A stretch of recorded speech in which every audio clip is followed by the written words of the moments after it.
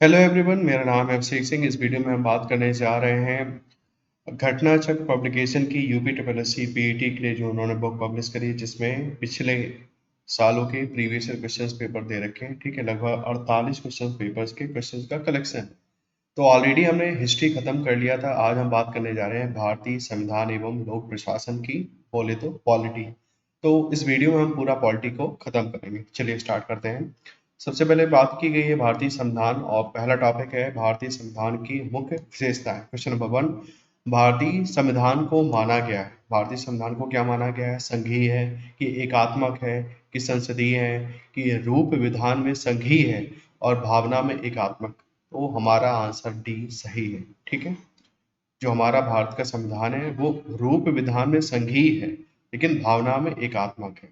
ठीक है, भारतीय संविधान को विधान रूप में संघीय और भावना में एकात्मक माना गया है। इस प्रकार भारतीय संविधान को अर्ध संघात्मक संविधान कहा जाता है। ठीक है, इंग्लिश में बोलते हैं इसको क्वाज़ी फेडरल। ठीक है, जो हमारा फेडरेशन है उसमें सेंट्रल गवर्नमेंट को हमने ज़्यादा पावर्स दे रखी है, स्टेट्स को कम। तो हमारा जो फेडरेशन है वो क्वाज़ी फेडरल है। आगे क्वेश्चन नंबर 2, भारतीय संविधान अपने नागरिकों को की समानता का वचन देता है। किस किस की? अभिव्यक्ति और विश्वास, हैसियत और अवसर, विचार और अभिव्यक्ति, अवसर और अभिव्यक्ति। तो भारतीय संविधान अपने नागरिकों को हैसियत और अवसर की समानता का वचन देता है। ठीक है, भारतीय संविधान अपने नागरिकों को सामाजिक, आर्थिक और राजनीतिक न्याय, ठीक है, विचार, अभिव्यक्ति, विश्वास, धर्म और उपासना की स्वतंत्रता, प्रतिष्ठा मतलब हैसियत और अवसर की समानता प्रदान करता है। ठीक है, प्रतिष्ठा और अवसर की समानता प्रदान करता है। तो इसका आंसर हो गया बी। नेक्स्ट क्वेश्चन नंबर 3, निम्नलिखित में से क्या भारतीय संविधान की मुख्य विशेषता नहीं है? हमारे संविधान की मुख्य विशेषता क्या नहीं है? लिखित संविधान और संविधान की सर्वोच्चता, ये तो है भाई, हमारे संविधान सर्वोच्च है। शक्तियों का वितरण, ये भी दिया हुआ हमारे, क्लासिफिकेशन है, डिस्ट्रीब्यूशन है पावर्स का। अच्छा, प्रतिबद्ध न्यायतंत्र, ये गलत है। प्रतिबद्ध न्यायतंत्र नहीं है। हमारा जो जुडिशरी है वो भी फ्री है और जो भी सही डिसीजन है वो लेने के लिए सक्षम है। अर्ध संघीय संरचना, हमने क्वेश्चन नंबर 1 में ही हमने देखा कि हमारे जो अर्ध संघीय संरचना है। ठीक है, स्वतंत्र न्यायपालिका, स्वतंत्र न्यायपालिका की स्थापना भारतीय संविधान की एक महत्वपूर्ण विशेषता है, न कि प्रतिबद्ध न्यायतंत्र। ठीक है, बाकी जितने भी ऑप्शन है वो सही थे, लेकिन जो ऑप्शन नंबर सी था वो गलत था। आगे बढ़ते हैं। ईस्ट इंडिया कंपनी ने किस वर्ष में कलकत्ता में सर्वोच्च न्यायालय की स्थापना की थी?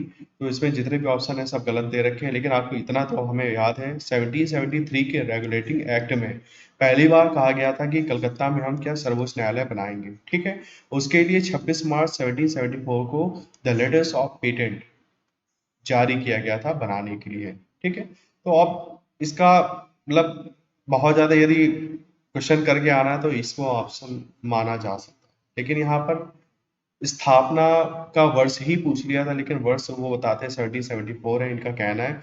लेकिन फिर भी इन छोटे एग्जाम में इतना बहुत चलता रहता है, तो ऑप्शन नंबर सी माना जा सकता है इसका आंसर। चलिए आगे बढ़ते हैं। रेगुलेटिंग एक्ट 1773 के थ्रू ही हमारा कलकत्ता में सर्वोच्च न्यायालय बना था। इसलिए निम्नलिखित में से किसको संविधान की आत्मा के रूप में माना जाता है? तो सबको पता है, प्रियम्बल, प्रस्तावना को संविधान की आत्मा कहा जाता है। ठीक है, तो थोड़ा बहुत पढ़ लेते इसके बारे में। भारतीय संविधान निर्माण सभा के एक सदस्य पंडित ठाकुर दास भार्गव, नाम याद कर लीजिए, पंडित ठाकुर दास भार्गव ने कहा था कि प्रस्तावना संविधान का एक अति मूल्यवान भाग है। यह संविधान की आत्मा है, यह संविधान की कुंजी है तथा यह एक ऐसा यंत्र है जिससे संविधान को मापा जा सकता है। ठीक है, तो काफी इंपॉर्टेंट टर्म्स थे यहाँ पर। आगे बढ़ते हैं। निम्नलिखित में से किसने 1935 में संविधान सभा का सुझाव प्रस्तावित किया था? तो एम एन रॉय थे जो, ठीक है, एम एन रॉय ने सबसे पहले कब 1935 में संविधान सभा का प्रस्तावना का सुझाव दिया था, संविधान सभा का एक प्रस्ताव दिया था। ठीक है, वर्ष 1934 में संविधान सभा का सुझाव सर्वप्रथम एम एन रॉय ने दिया था और इस विचार को मूर्त रूप देने का कार्य पंडित जवाहरलाल नेहरू ने किया था। इसके बाद दिसंबर 1936 के कांग्रेस के फैजलपुर अधिवेशन में संविधान सभा के अर्थ तथा महत्व की व्याख्या की गई थी। तो आंसर जो हमारा हो गया वो है एम.एन. रॉय। सबसे पहले इन्होंने संविधान सभा का सुझाव दिया गया था, इनके द्वारा दिया गया था। क्वेश्चन नंबर 7, भारतीय संविधान सभा में कुल कितनी महिला सदस्य थी? पॉलिटी वाली बुक यदि लक्ष्मीकांत पढ़ी हो उसमें दे रखा है 15। ठीक है, कितनी? जो हमारी संविधान सभा थी, भारतीय संविधान सभा थी, उसमें कितनी महिलाएं सदस्य थी? 15। भारतीय संविधान सभा में कुल 15 महिला सदस्य थी। आगे बढ़ते हैं। संविधान सभा के पहले अध्यक्ष कौन थे? पहले अध्यक्ष कौन थे? पहली मीटिंग में कौन था? डॉक्टर सच्चिदानंद सिन्हा। ठीक है, डॉक्टर सच्चिदानंद सिन्हा संविधान सभा के पहले अध्यक्ष थे, टेम्परेरी अध्यक्ष थे। टेम्परेरी अध्यक्ष बोलना चाहिए खासकर। 9 दिसंबर 1946 को भारतीय संविधान सभा की प्रथम बैठक हुई। कब? ये भी क्वेश्चन पूछा जाता है कि प्रथम बैठक संविधान सभा की कब हुई थी? 9 दिसंबर 1946 को। 9 दिसंबर 1946 को। ठीक है, जिसमें डॉक्टर सच्चिदानंद सिन्हा, एसएन सिन्हा को अस्थायी अध्यक्ष बनाया गया था। ठीक है, एसएन सिन्हा, सच्चिदानंद सिन्हा को अस्थायी सदस्य बनाया गया था संविधान सभा की पहली बैठक, जो कि कब हुई? 9 दिसंबर 1946 को। 11 दिसंबर 1946 को डॉक्टर राजेंद्र प्रसाद को सर्वसम्मति से संविधान सभा का स्थायी अध्यक्ष चुना गया था। ठीक है, ये अस्थायी थे। ये जो हमारे डॉक्टर राजेंद्र प्रसाद हैं, ये थे हमारे स्थायी सदस्य, अध्यक्ष कहना चाहिए, सदस्य नहीं, स्थायी अध्यक्ष थे। कब बनाया गया? 11 दिसंबर 1946 को। नेक्स्ट है, निम्न में से किसने संविधान सभा में उद्देश्य प्रस्ताव रखा था? किसने उद्देश्य प्रस्ताव रखा था? पंडित जवाहरलाल नेहरू ने प्रस्ताव रखा था। ठीक है, आगे चल के जो क्या बन गया था हमारा प्रियम्बल बन गया था। जवाहरलाल नेहरू ने 13 दिसंबर 1946 को संविधान सभा में उद्देश्य प्रस्ताव रखा, जिसे 22 जनवरी 1947 को संविधान सभा के द्वारा पारित किया गया। ठीक है, नेक्स्ट क्वेश्चन, क्वेश्चन नंबर 10।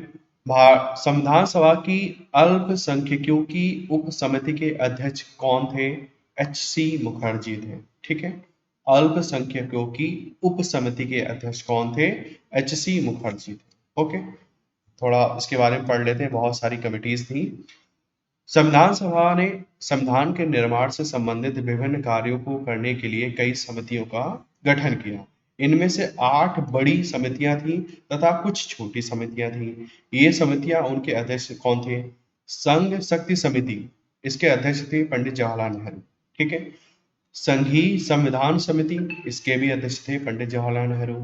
प्रांतीय संविधान समिति, इसके अध्यक्ष थे सरदार वल्लभ भाई पटेल। प्रारूप समिति, जिसको इंग्लिश में बोलते हैं ड्राफ्टिंग कमेटी, इसके अध्यक्ष थे doctor Bhimrao Ambedkar. Most important, बहुत पूछा जाता है ये वाला। ठीक है, मौलिक अधिकारों, अल्पसंख्यकों एवं जनजातीय और अपवर्जित क्षेत्रों से संबंधित परामर्श समिति, तो इसमें सरदार वल्लभ भाई पटेल इसके अध्यक्ष थे। ठीक है, सरदार वल्लभ भाई पटेल इसके अध्यक्ष थे।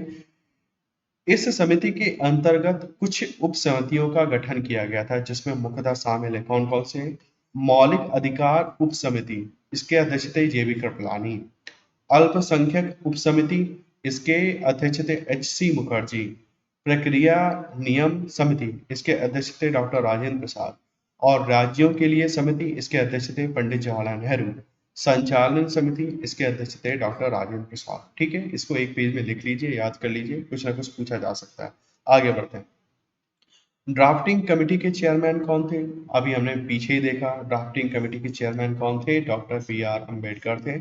और ये मोस्ट इंपॉर्टेंट क्वेश्चन, ठीक है, बहुत पूछा जाता है, हर कॉम्पिटिशन में पूछा गया है।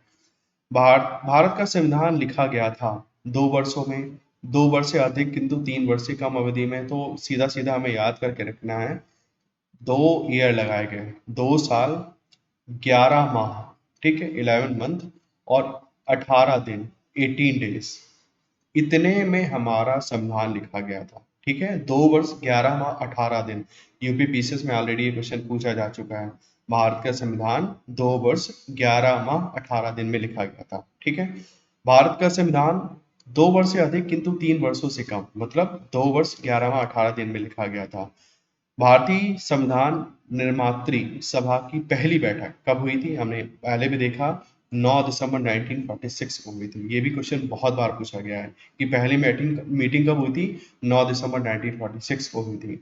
भारतीय संविधान को 26 नवंबर 1949 को संविधान निर्मात्री सभा के द्वारा अपनाया गया, ठीक है। लेकिन लागू कब किया गया? इसको लागू किया गया 26 जनवरी 1950 को भारतीय संविधान पूर्णतः लागू किया गया, ठीक है। पहली मीटिंग 9 दिसंबर 1946 को, 26 नवंबर 1949 को संविधान की जो संविधान सभा था इसने अपने जो कॉन्स्टिट्यूशन बनाया उसको अडॉप्ट करा। लेकिन लागू कब से किया गया? 26 जनवरी 1950 से लागू किया गया। तीनों डेट्स इंपॉर्टेंट हैं।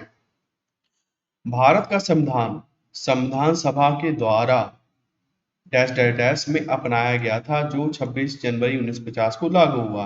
तो वही डेट ऊपर वाली पूछ लिया कि 26 नवंबर 1949 को अपनाया गया था, ठीक है। लेकिन लागू कब से किया गया? 26 जनवरी 1950 से लागू किया गया। संविधान सभा द्वारा भारतीय संविधान को कब पारित किया गया? कब पारित किया गया? 26 नवंबर 1949 को। फिर से वही क्वेश्चन रिपीट हो रहा, देखिए मतलब जो इसमें जो बॉक्सेस में इंफॉर्मेशन दे रखी है वो बहुत इंपॉर्टेंट है, आगे चल के यही सब क्वेश्चन बनेंगे, ठीक है। आगे बढ़ते हैं। इनमें से कौन सा कारण है कारण नहीं है, सॉरी, इनमें से कौन सा कारक नहीं है जो भारतीय संविधान के निर्माण में योगदान देता है? क्या? औद्योगिक क्रांति, ब्रिटेन में संसदीय लोकतंत्र, रूस में समाजवादी क्रांति, अमेरिका में अधिकारों का विधेयक। तो जो औद्योगिक क्रांति है, ठीक है, ये कोई कारक नहीं है, जो हमारा संविधान है उसके निर्माण में कोई इसका कोई खास कंट्रीब्यूशन नहीं है। किसका? औद्योगिक क्रांति का। अब इसके बारे में थोड़ा पढ़ लेते हैं, क्या मतलब क्या कहना चाह रहा है। देखिए हमारा जो संविधान है वो बहुत सारे कंट्रीज के संविधान से इंस्पायर्ड है, ठीक है। जो भी उनकी अच्छी चीजें थी वो हमने अडॉप्ट करी और उसको हमने अपने यहाँ इम्प्लीमेंट करने की कोशिश करी। तो औद्योगिक क्रांति जो थी उसने हमारे कॉन्स्टिट्यूशन की मेकिंग में कोई खास प्रभाव नहीं डाला है, ठीक। थोड़ा पढ़ लेते हैं। भारतीय संविधान निर्माताओं ने संविधान के निर्माण के लिए अमेरिका, ब्रिटेन और कई अन्य देशों के संविधानों का गहन अध्ययन किया और जो भी प्रावधान उन्हें भारतीय परिस्थितियों के अनुकूल लगा उन्हें भारतीय संविधान में शामिल कर लिया। जैसे ब्रिटेन की संसदीय व्यवस्था, अमेरिकी मूल अधिकारों के विधेयक तथा सोवियत संघ के समाजवादी क्रांति का प्रभाव भारतीय संविधान पर स्पष्ट परिलक्षित होता है। इसी तरह जो फ्रेंच रेवोल्यूशन थी उसके प्रमुख नारे क्या थे? समानता, स्वतंत्रता और विश्व बंधुत्व की संकल्पना का प्रभाव भी भारतीय संविधान पर दिखाई देता है। अतः स्पष्ट है कि भारतीय संविधान के निर्माण में औद्योगिक क्रांति का कोई योगदान नहीं है, ठीक है। क्वेश्चन नंबर 16, इनमें से कौन सा भारतीय संविधान की एक महत्वपूर्ण विशेषता नहीं है? कौन सी विशेषता नहीं है? यह एक लिखित संविधान है, ये तो फैक्ट है भाई, हमारा लिखित संविधान है, हम पढ़ भी रहे हैं। यह अनुनेय है, इसे संशोधित किया जा सकता है, लेकिन यह अनयन अनामय भी है, अनामय भी है कुछ भाग के रूप में, यानी इसकी मूल संरचना में संशोधन नहीं किया जा सकता, ठीक है। तो ये स्टेटमेंट भी सही है हमारा, ठीक है। सुप्रीम कोर्ट्स की जो गाइडलाइंस हैं उसको यदि हम कंसीडर करते हुए देखा जाए तो हम संशोधन कर सकते हैं, लेकिन जो मूल संरचना है उसमें संशोधन नहीं कर सकते, ठीक है। इसी को बोला जाता है डॉक्ट्रिन ऑफ बेसिक स्ट्रक्चर। जो हमारा बेसिक स्ट्रक्चर है कॉन्स्टिट्यूशन का, कि स्वानंद भारती केस में बोला गया था, उसके हिसाब से अब जो मूलभूत संरचना है हमारी संविधान की उसमें छेड़छाड़ नहीं कर सकते, लेकिन हाँ थोड़ा बहुत संशोधन आप कर सकते हो। यह एकल है क्योंकि केंद्र में अधिक शक्ति है, लेकिन यह संघीय भी है क्योंकि शक्ति केंद्र और राज्यों के बीच विभाजित है। तो ठीक है, ये क्वाज़ाई फेडरल हमारा कॉन्स्टिट्यूशन है, इसमें हमने पहले भी डिस्कशन किया हुआ है कि जो सेंट्रल गवर्नमेंट है उसको हमने ज़्यादा पावर्स दे रखी है, लेकिन पावर्स का डिस्ट्रीब्यूशन सेंट्रल गवर्नमेंट और स्टेट गवर्नमेंट्स के बीच में दोनों में है।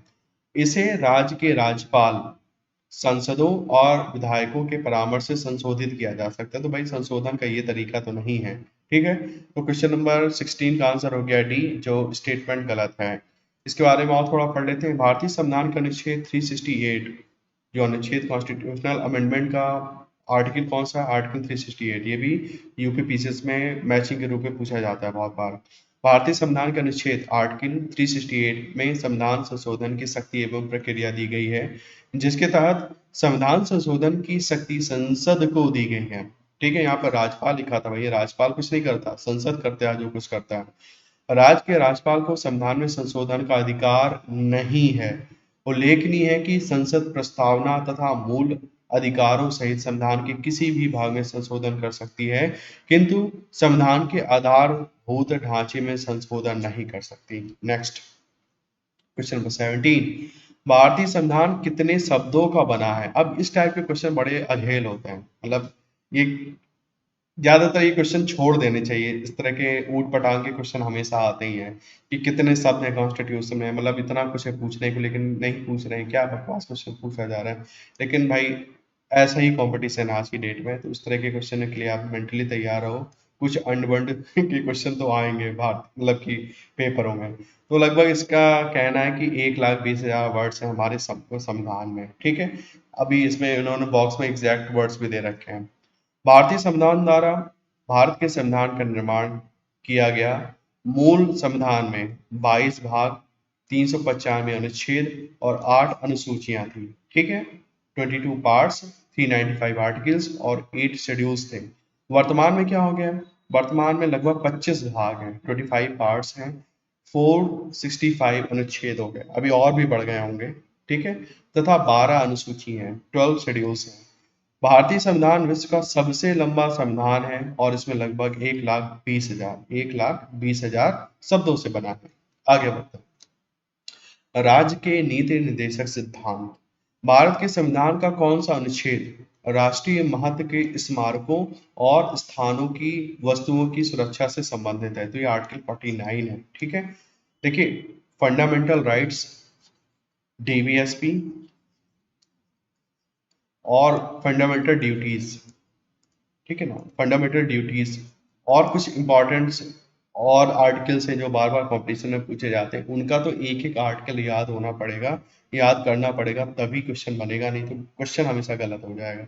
फंडामेंटल राइट्स का तो एक एक आर्टिकल हमें याद होना चाहिए, कौन किससे रिलेटेड है। ठीक है, तो यहाँ पे देखिए पूछा गया था राष्ट्रीय महत्व के स्मारकों और स्थानों की और वस्तुओं की सुरक्षा से संबंधित कौन सा आर्टिकल है, तो डीपीएसपी में अनुच्छेद 49 है। भारतीय संविधान के अनुच्छेद 49 का संबंध राष्ट्रीय महत्व के स्मारकों और स्थानों और वस्तुओं की सुरक्षा से है। अनुच्छेद 48 कृषि एवं पशुपालन का संगठन, अनुच्छेद 48 ए पर्यावरण का संरक्षण और संवर्धन तथा वन एवं वन्य जीवों की रक्षा से संबंधित है। अनुच्छेद 50 न्यायपालिका और कार्यपालिका के पृथक्करण से संबंधित है। यूपीएससी 2021 में ये डायरेक्ट क्वेश्चन पूछा गया था। ठीक है, अब जिसने डीपीएसपी रट्टा मारा है तो ये क्वेश्चन कर सकता था। क्वेश्चन में यही पूछा गया था कि न्यायपालिका और कार्यपालिका के पृथक्करण जो डिस्ट्रीब्यूशन है वो उसका हमें जिक्र कहाँ मिलता है, तो वो डीपीएसपी में मिलता है, वो भी आर्टिकल 50 में। ठीक है, याद करने वाला फैक्ट है, यूपीएससी तक में पूछा गया है, तो छोटे एग्जाम में पूछा जा सकता है। नेक्स्ट है मौलिक अधिकार एवं कर्तव्य। भारतीय संविधान का निम्नलिखित में से कौन सा अनुच्छेद विधिक समानता यानी कानून के सामने समानता से संबंधित है? आर्टिकल 14, आर्टिकल 14 है ये। अनुच्छेद 14 विधि के समक्ष समानता या समानता से संबंधित है, यह मौलिक अधिकार के अंतर्गत आता है। संविधान के भाग 3 में अनुच्छेद 12 से 35 तक मौलिक अधिकार वर्णित हैं।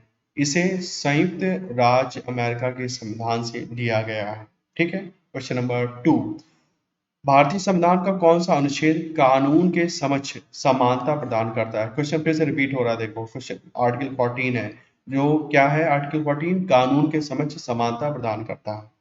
नेक्स्ट क्वेश्चन, भारतीय संविधान का कौन सा अनुच्छेद राज्य सरकारों को ग्राम पंचायतों के आयोजन के लिए निर्देशित करता है? आर्टिकल 40 याद किया होगा सबने। ठीक है, आर्टिकल 40 है जो हमारा क्या बोलता है, राज्य सरकारों को ग्राम पंचायतों के आयोजन के लिए निर्देशित करता है। ठीक है, थोड़ा और डिटेल में पढ़ लेते हैं।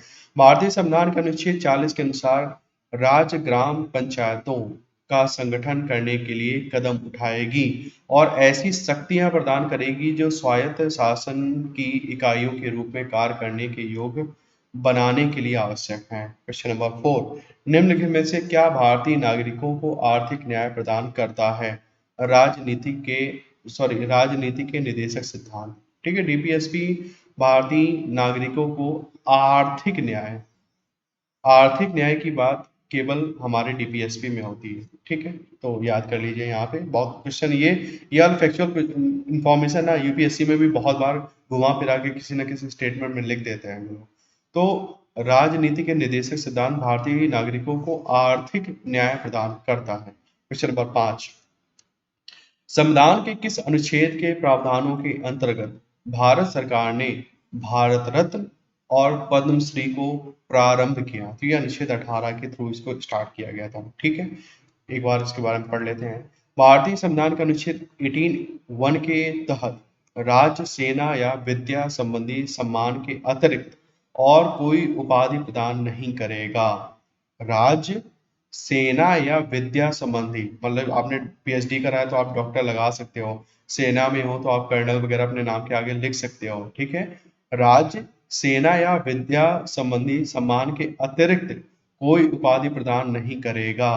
अतः अनुच्छेद 18 के प्रावधानों के अंतर्गत भारत सरकार ने भारत रत्न और पद्म पुरस्कारों, क्या होते हैं पद्म पुरस्कार? पद्म विभूषण, पद्म भूषण और पद्मश्री को प्रारंभ किया था। ठीक है, आगे बढ़ते हैं। क्वेश्चन नंबर 6, भारतीय संविधान का निम्न में से कौन सा अनुच्छेद मानव के क्रय विक्रय तथा जबरदस्ती मजदूरी कराने पर प्रतिबंध लगाता है? तो आर्टिकल 23। ठीक है, बहुत इंपॉर्टेंट है, मोस्ट इंपॉर्टेंट है। आर्टिकल 24 क्या है? आप फोर्स लेबर नहीं करा सकते बच्चों से। ठीक है, ये भी यूपीपीसी में बहुत बार आया है। जो फंडामेंटल राइट्स हैं वो तो हमें याद होने चाहिए, एक एक शब्द याद होना चाहिए फंडामेंटल राइट्स का। भारतीय संविधान का भाग 3 मूल अधिकारों से संबंधित है। अनुच्छेद 23 में मानव के दुर्व्यापार और बलात् श्रम का निषेध है, जिसके अंतर्गत मानव के क्रय विक्रय तथा जबरदस्ती मजदूरी कराने पर प्रतिबंध लगाया गया है। ठीक है, याद कर लीजिए, मोस्ट इंपॉर्टेंट है। कौन सा मौलिक अधिकार अल्पसंख्यकों के हितों के संरक्षण की बात करता है? ठीक है, तो कौन सा है? संस्कृति और शैक्षणिक अधिकार है हमारे आर्टिकल 29 और 30। भारतीय संविधान के भाग 3 में मूल अधिकारों के अंतर्गत संस्कृति और शिक्षा संबंधी अधिकार अनुच्छेद 29 और 30 के तहत में अल्पसंख्यकों के हितों के संरक्षण का प्रावधान है। क्वेश्चन नंबर 8, भारतीय संविधान के किस अनुच्छेद में अल्पसंख्यकों के हित निहित हैं? आर्टिकल 29। भारतीय संविधान के अनुच्छेद 29 में अल्पसंख्यकों के हित निहित हैं। अनुच्छेद 24 क्या है? कारखानों आदि में बालकों के नियोजन को प्रतिषेध करता है।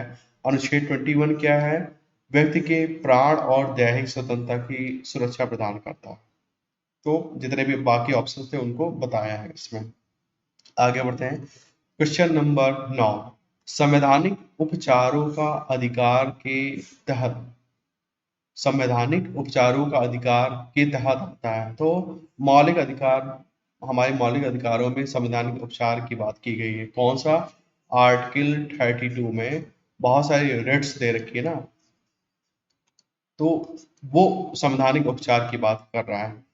संवैधानिक उपचारों का अधिकार मौलिक अधिकार के तहत आता है।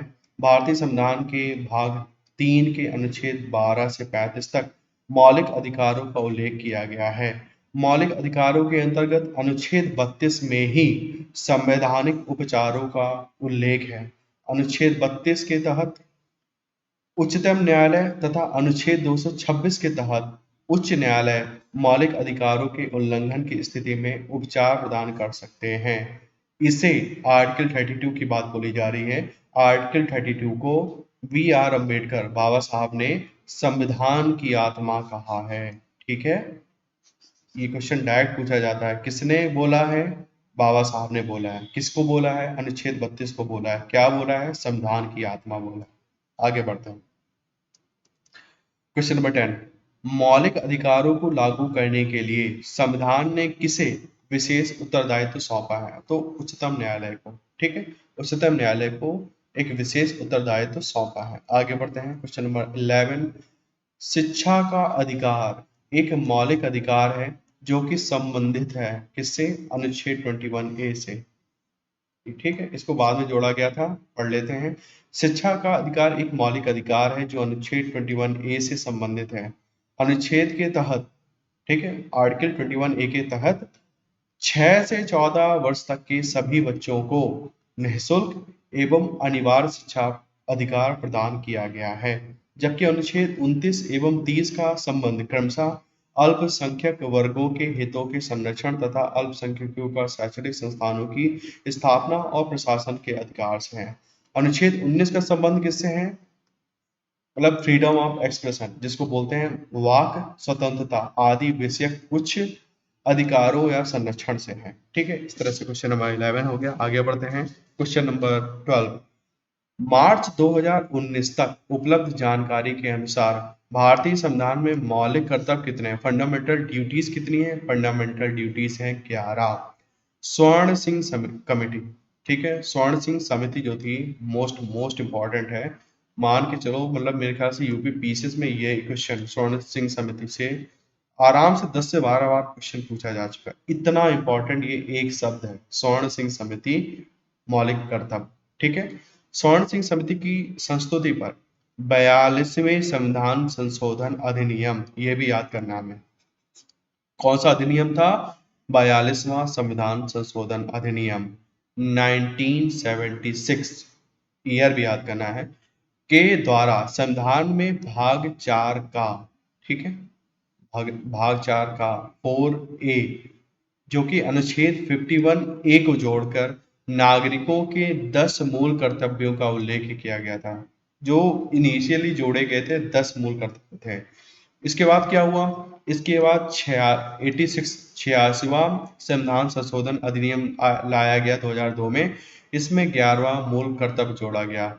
वो 11वां मूल कर्तव्य क्या था? 6 से 14 वर्ष तक की उम्र के सब के बीच अपने बच्चों की शिक्षा के अवसर उपलब्ध कराना। ये पेरेंट्स के लिए बोला गया कि भैया 6 से 14 वर्ष तक के जो उम्र के बच्चे हैं उनको शिक्षा के अवसर उपलब्ध कराओ।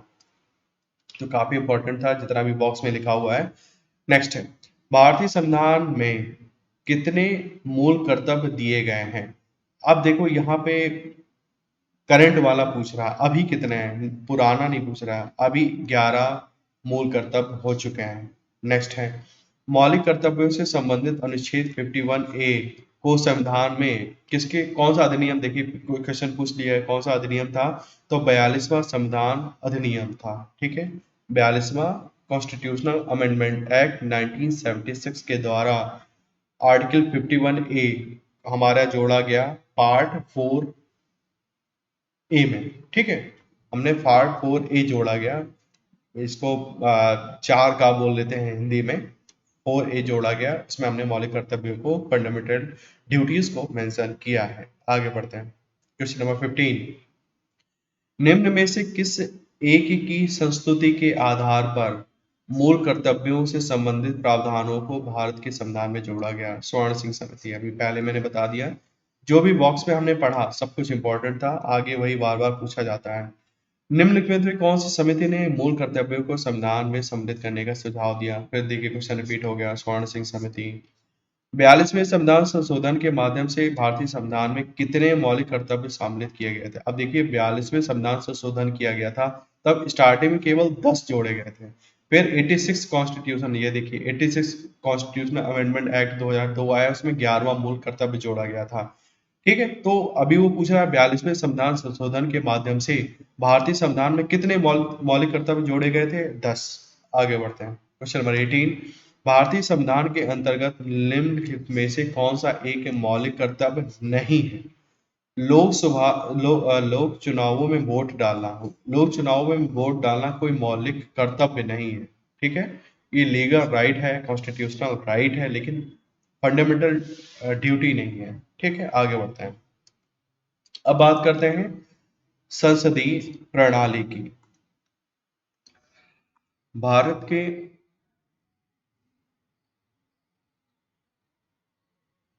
के राष्ट्रपति का कार्यकाल कितने वर्षों का होता है?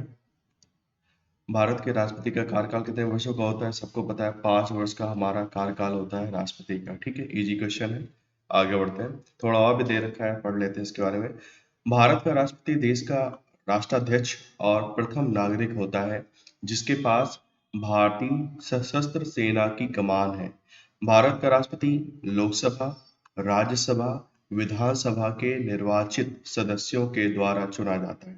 ठीक है, लोकसभा, राज्यसभा और विधानसभा के निर्वाचित सदस्यों के द्वारा चुना जाता है, जिसका कार्यकाल 5 वर्षों का होता है। नेक्स्ट है, भारत के संविधान के आर्टिकल पूछ रहा है, आर्टिकल किस आर्टिकल के अनुसार राष्ट्रपति के पास अध्यादेश जारी करने, ऑर्डिनेंस देने की पावर होती है। ऑर्डिनेंस की पावर होती है 1 2 3, याद कर लीजिए, ऑर्डिनेंस 1 2 3 ऐसे मैंने याद किया हुआ है। आर्टिकल 1 2 3 ऑर्डिनेंस राष्ट्रपति जारी कर सकता है। भारत के संविधान का अनुच्छेद 123 राष्ट्रपति को किसी भी विषय पर अध्यादेश जारी करने का विशेषाधिकार देता है। ठीक है, आर्टिकल 1 2 3 हमें याद करके रखना है।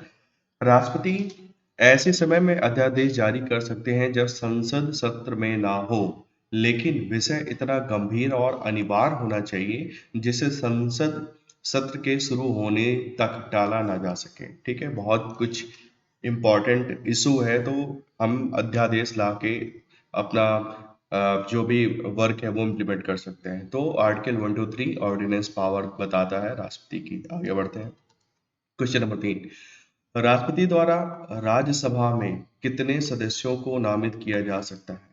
राष्ट्रपति राज्यसभा में कितने सदस्यों को नामित करता है, कितने मेंबर्स को नॉमिनेट करता है? 12। ठीक है, बहुत बेसिक क्वेश्चन, सबको पता है। भारतीय संविधान के अनुच्छेद 80(1) का के तहत राष्ट्रपति राज्यसभा के 12 सदस्यों को मनोनीत करता है। अनुच्छेद 83 के तहत राष्ट्रपति साहित्य, विज्ञान, कला, समाज सेवा के क्षेत्र में विशेष ज्ञान या व्यवहारिक अनुभव वाले व्यक्ति को मनोनीत करता है। ठीक है, ये जितने क्षेत्र लिखे हैं ये केवल एग्जाम्पल है, इनके अलावा भी क्षेत्र, बहुत सारे जो क्षेत्र है उससे भी लोगों को नॉमिनेट किया जा सकता है। ठीक है, ये इशू आया था जब सचिन तेंदुलकर को कांग्रेस ने राज्यसभा में भेजा था, तो बहुत सारे लोगों ने कहा था कि स्पोर्ट्स तो है ही नहीं। फिर सुप्रीम कोर्ट का एक शायद वर्डिक्ट था, उसमें बोला गया कि भाई जो ये दे रखे हैं ना, साहित्य, विज्ञान, कला, समाज सेवा, ये वगैरह, ये सिर्फ और सिर्फ आपके एग्जाम्पल्स हैं, एक एक आउटलाइन टाइप की दे रखी, ये हार्ड एंड फास्ट वो नहीं है कि बस बस यही फील्ड है, ऐसा नहीं। आगे बढ़ते हैं, भारत में राष्ट्रपति द्वारा राज्यसभा में कितने सदस्यों को मनोनीत किया जाता है? फिर से क्वेश्चन रिपीट किया गया है, 12। फिर देखिए क्वेश्चन रिपीट हुआ है। फिर है, अनुसूचित जनजाति के संरक्षण के लिए एक क्षेत्र को अनुसूचित क्षेत्र के रूप में घोषणा करने की शक्ति किसके पास होती है? भारत के राष्ट्रपति के पास ये पावर होती है। ठीक है, कि वो किसी पर्टिकुलर एरिया को अनुसूचित क्षेत्र, ठीक है, शेड्यूल्ड ट्राइब एरिया डिक्लेयर कर सके। अनुसूचित जनजाति के संरक्षण के लिए एक क्षेत्र को अनुसूचित क्षेत्र के रूप में घोषणा करने की शक्ति भारतीय संविधान के अनुच्छेद कौन सा है? 244(1) तथा 5वीं अनुसूची के तहत भारत के राष्ट्रपति को प्राप्त है। ठीक है, केवल भारत के राष्ट्रपति को यह पावर प्राप्त है। नेक्स्ट है, भारत में राष्ट्रपति अपना कार्यकाल पूरा होने के पहले अपना त्यागपत्र किसको सौंपते हैं? राष्ट्रपति अपना त्यागपत्र सौंपते हैं उपराष्ट्रपति को। बेसिक सी चीज है। भारतीय संविधान के अनुच्छेद 56(1) का के तहत राष्ट्रपति अपना त्यागपत्र उपराष्ट्रपति को सौंपते हैं। क्वेश्चन नंबर 7, निम्नलिखित में से कौन सा कथन गलत है? ये पूछ रहा है कौन सा स्टेटमेंट गलत है। भारत के संविधान अनुच्छेद 61 में राष्ट्रपति के महाभियोग की प्रक्रिया का वर्णन किया गया है। ठीक है, आर्टिकल 61 हमने याद करा है, इम्पीचमेंट, प्रेसिडेंट का इम्पीचमेंट से रिलेटेड है, राष्ट्रपति के महाभियोग से रिलेटेड है। महाभियोग प्रस्ताव संसद के किसी भी सदन में प्रस्तुत किया जा सकता है, ये भी सही है। फिर है, महाभियोग प्रस्ताव सदन की कुल सदस्यता के 2/3 से अधिक बहुमत से पारित किया जा सकता है, ये भी सही है। राष्ट्रपति पर राष्ट्रीय सुरक्षा के उल्लंघन के लिए महाभियोग चलाया जा सकता है, तो ये स्टेटमेंट गलत है, ऐसा नहीं होता। ठीक है, राष्ट्रपति पद का उल्लेख भारतीय संविधान के अनुच्छेद 52 में किया गया है। राष्ट्रपति पर महाभियोग अनुच्छेद 61 के तहत राष्ट्रपति द्वारा संविधान के प्रावधानों के उल्लंघन पर संसद के किसी सदन पर संसद के किसी भी सदन के द्वारा लाया जा सकता है। ठीक, तो यहाँ पे जो लिखा है राष्ट्रीय सुरक्षा का उल्लंघन, ये स्टेटमेंट गलत। नेक्स्ट क्वेश्चन नंबर 8, किस भारतीय राष्ट्रपति ने आयरिश स्वतंत्रता संग्राम में भाग लिया और इसके लिए जेल भी गए? तो वीवी गिरी एकमात्र, ठीक है, फैक्चुअल इंफॉर्मेशन है, याद कर लेना है इसको कि वीवी गिरी हमारे एक भारतीय राष्ट्रपति थे जिन्होंने आयरिश, आयरलैंड की स्वतंत्रता संग्राम के लिए इन्होंने उसमें पार्टिसिपेट किया और उसके लिए जेल भी गए। आगे बढ़ते हैं। नीलम संजीव रेड्डी भारत के किस नंबर के राष्ट्रपति थे? तो ये 6वें राष्ट्रपति थे। ठीक है, थोड़ा ब्लर है, कोई बात नहीं। भारत का निम्नलिखित में से कौन सा राष्ट्रपति निर्विरोध निर्वाचित हुआ था? तो नीलम संजीव रेड्डी, बहुत बार पीसीएस में भी, यूपी पीसीएस में भी क्वेश्चन आया हुआ है। तो एकमात्र ऐसे राष्ट्रपति थे जो निर्विरोध निर्वाचित किए गए थे। नेक्स्ट है, भारत का कौन राष्ट्रपति निर्विरोध निर्वाचित किए गए? फिर से वही आ गया, एन संजीव रेड्डी। रामनाथ कोविंद को वर्ष 2017 में भारत के कौन से नंबर के राष्ट्रपति चुने गए थे? तो रामनाथ कोविंद थे 14वें। 15वें कौन है? द्रौपदी मुर्मू। ठीक है, अभी लेटेस्ट में जो अभी करंट अफेयर्स आपने पढ़ा हो उसमें तो आपने अपडेट किया ही होगा। द्रौपदी मुर्मू भारत की अब राष्ट्रपति बन चुकी हैं। किस नंबर की? 15th। तो हमें ये चीज याद करना है कि 15वीं हमारी राष्ट्रपति हैं। नेक्स्ट है, श्री रामनाथ कोविंद भारत के 14वें राष्ट्रपति हैं। फिर से क्वेश्चन रिपीट हुआ, तो जब भी कुछ नया होता है तो वो नंबर जरूर पूछते हैं लोग। भारतीय संविधान के किस अनुच्छेद के तहत उपराष्ट्रपति का चुनाव होता है? तो उपराष्ट्रपति का चुनाव होता है आर्टिकल 66। ठीक है, आर्टिकल 66।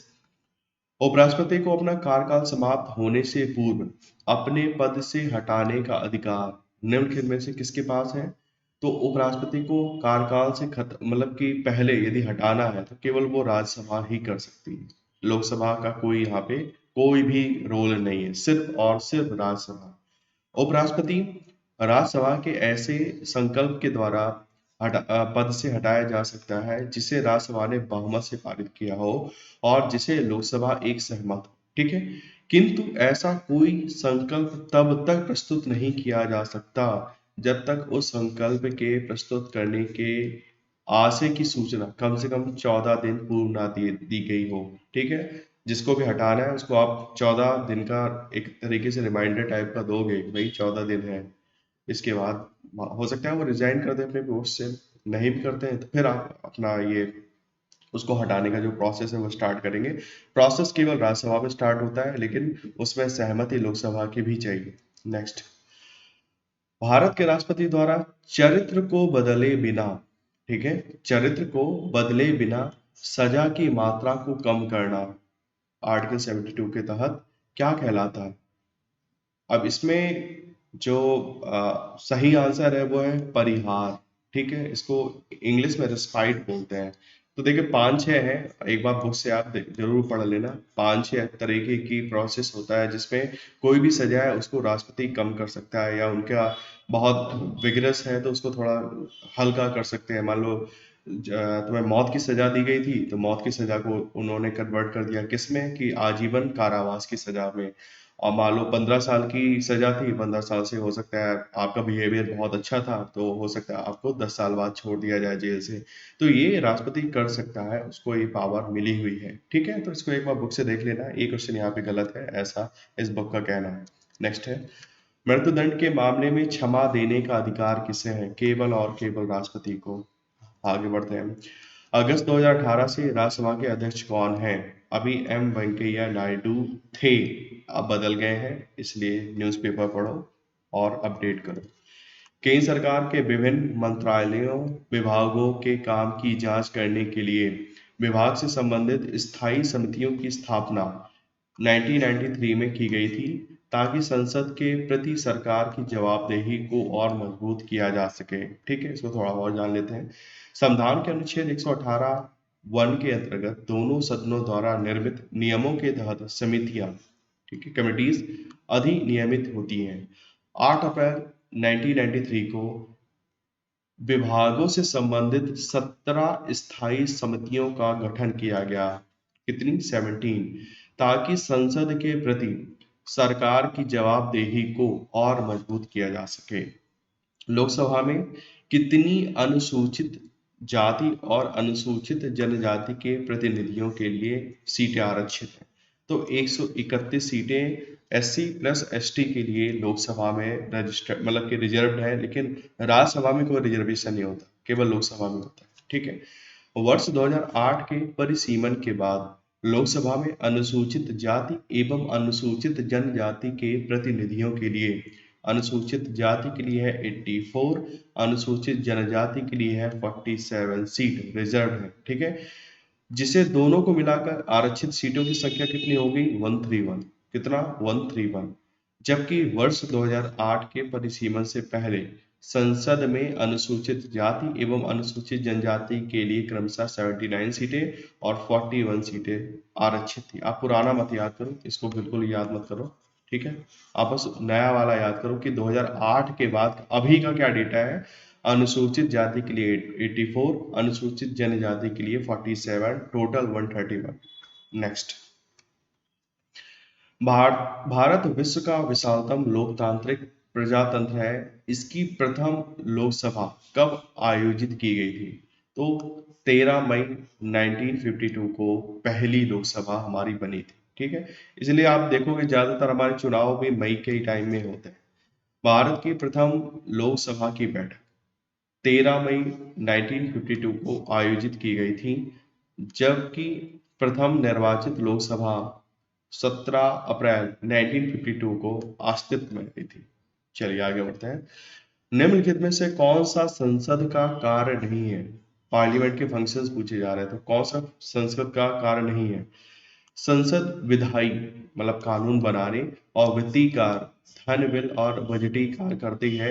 इसके अलावा यह कार्यकारी को भी नियंत्रित करती है और इसकी जवाबदेही सुनिश्चित करती है। तो ठीक है, ये तो पार्लियामेंट है, हमारी एग्जीक्यूटिव है, उसको कंट्रोल करता है। ठीक है। संसद कुछ चुनावी कार्य करता है क्योंकि यह भारत के राष्ट्रपति और उपराष्ट्रपति का चुनाव करती है। तो ये भी स्टेटमेंट सही है कि हमारे राष्ट्रपति और उपराष्ट्रपति के इलेक्शन में भी हमारे संसद का जो मेंबर्स हैं उनका पार्टिसिपेशन होता है। संसद में संविधान यानी संशोधन शक्ति में परिवर्तनों पर चर्चा करने और लागू करने का अधिकार है। ये भी स्टेटमेंट सही है। मान लो कोई भी कॉन्स्टिट्यूशनल अमेंडमेंट आता है तो उस पर डिस्कशन होता है हमारी संसद में। फिर है, संसद के पास कोई न्यायिक कार्य नहीं है और राष्ट्रपति, उपराष्ट्रपति और सुप्रीम कोर्ट तथा उच्च न्यायालयों के न्यायाधीशों को हटाने के लिए मंत्रियों की परिषद जिम्मेदार है। तो ये तो बिल्कुल अब्सर्ड है, बकवास है। ठीक है। तो यहाँ पे इन्होंने बॉक्स में कुछ इंपॉर्टेंट है इंफॉर्मेशन दे रखी है। क्या है? संसद की न्यायिक शक्तियां। यहाँ पे न्यायिक शक्ति की बात की है कि कोई न्यायिक शक्ति ही नहीं है, तो ऐसा नहीं है भाई, बहुत सारी न्यायिक शक्तियां दे रखी है। जैसे संविधान के उल्लंघन पर राष्ट्रपति को पद से हटाना, ये पार्लियामेंट का काम है। उपराष्ट्रपति को पद से हटाना, ठीक है, राज्यसभा स्टार्ट करेगा, लोकसभा में आएगा और हटा दिया जाएगा। उच्चतम न्यायालय, मुख्य न्यायाधीश भी एवं उच्च न्यायालय के न्यायाधीशों, मुख्य चुनाव आयुक्त, नियंत्रक एवं महालेखा परीक्षक को हटाने के लिए राष्ट्रपति से सिफारिश करता है। संसद अपने सदस्यों या बाहरी लोगों को संसद की अवमानना या विशेषाधिकारों के उल्लंघन के लिए दंडित भी करता है। तो ये सब चीजें हैं जो एक तरीके से संसद की न्यायिक शक्तियां हैं। नेक्स्ट है, लोकसभा में सदस्यों द्वारा लोकसभा में सदस्यों द्वारा निजी विधेयक पेश करने पे, मतलब प्राइवेट बिल बोलते हैं इंग्लिश में, प्राइवेट बिल जो होता है, मान लीजिए कोई मेंबर लेके आ रहा है तो उसकी सूचना की अवधि कितनी होती? 1 माह पहले बताना पड़ता है। ठीक है। लोकसभा में सदस्यों द्वारा निजी विधेयक पेश करने की न्यूनतम सूचना अवधि 1 माह होती है। क्वेश्चन नंबर 24, भारतीय संसद में मंत्रिमंडल के विरुद्ध अविश्वास प्रस्ताव पेश करने के लिए न्यूनतम कितने सांसदों के समर्थन की आवश्यकता होती है? तो 50। न्यूनतम हमें 50 लोगों ने यदि साइन कर दिए आपके अविश्वास प्रस्ताव पर, तो फिर अविश्वास प्रस्ताव लेके आया जा सकता है। ठीक है। भारतीय संसद में मंत्रिमंडल के विरुद्ध भारतीय संसद में मंत्रिमंडल के विरुद्ध अविश्वास प्रस्ताव पेश करने के लिए न्यूनतम 50 सांसदों के समर्थन की आवश्यकता होती है। नेक्स्ट, लोकसभा में मतदान करते समय टाई की स्थिति में किसके पास वोट डालने का अधिकार होता है? तो लोकसभा में स्पीकर भी वोट डाल सकता है कि मतलब कि गवर्नमेंट के फेवर में भी 50 वोट्स हैं और अपोजिशन ने भी 50 वोट्स कर दिए, अब टाई हो गया। तो ऐसे तो स्पीकर इलेक्शन में पार्टिसिपेट नहीं करता, लेकिन जब टाई की स्थिति होती है तो स्पीकर इसमें पार्टिसिपेट करता है। ठीक है, आगे बढ़ते हैं।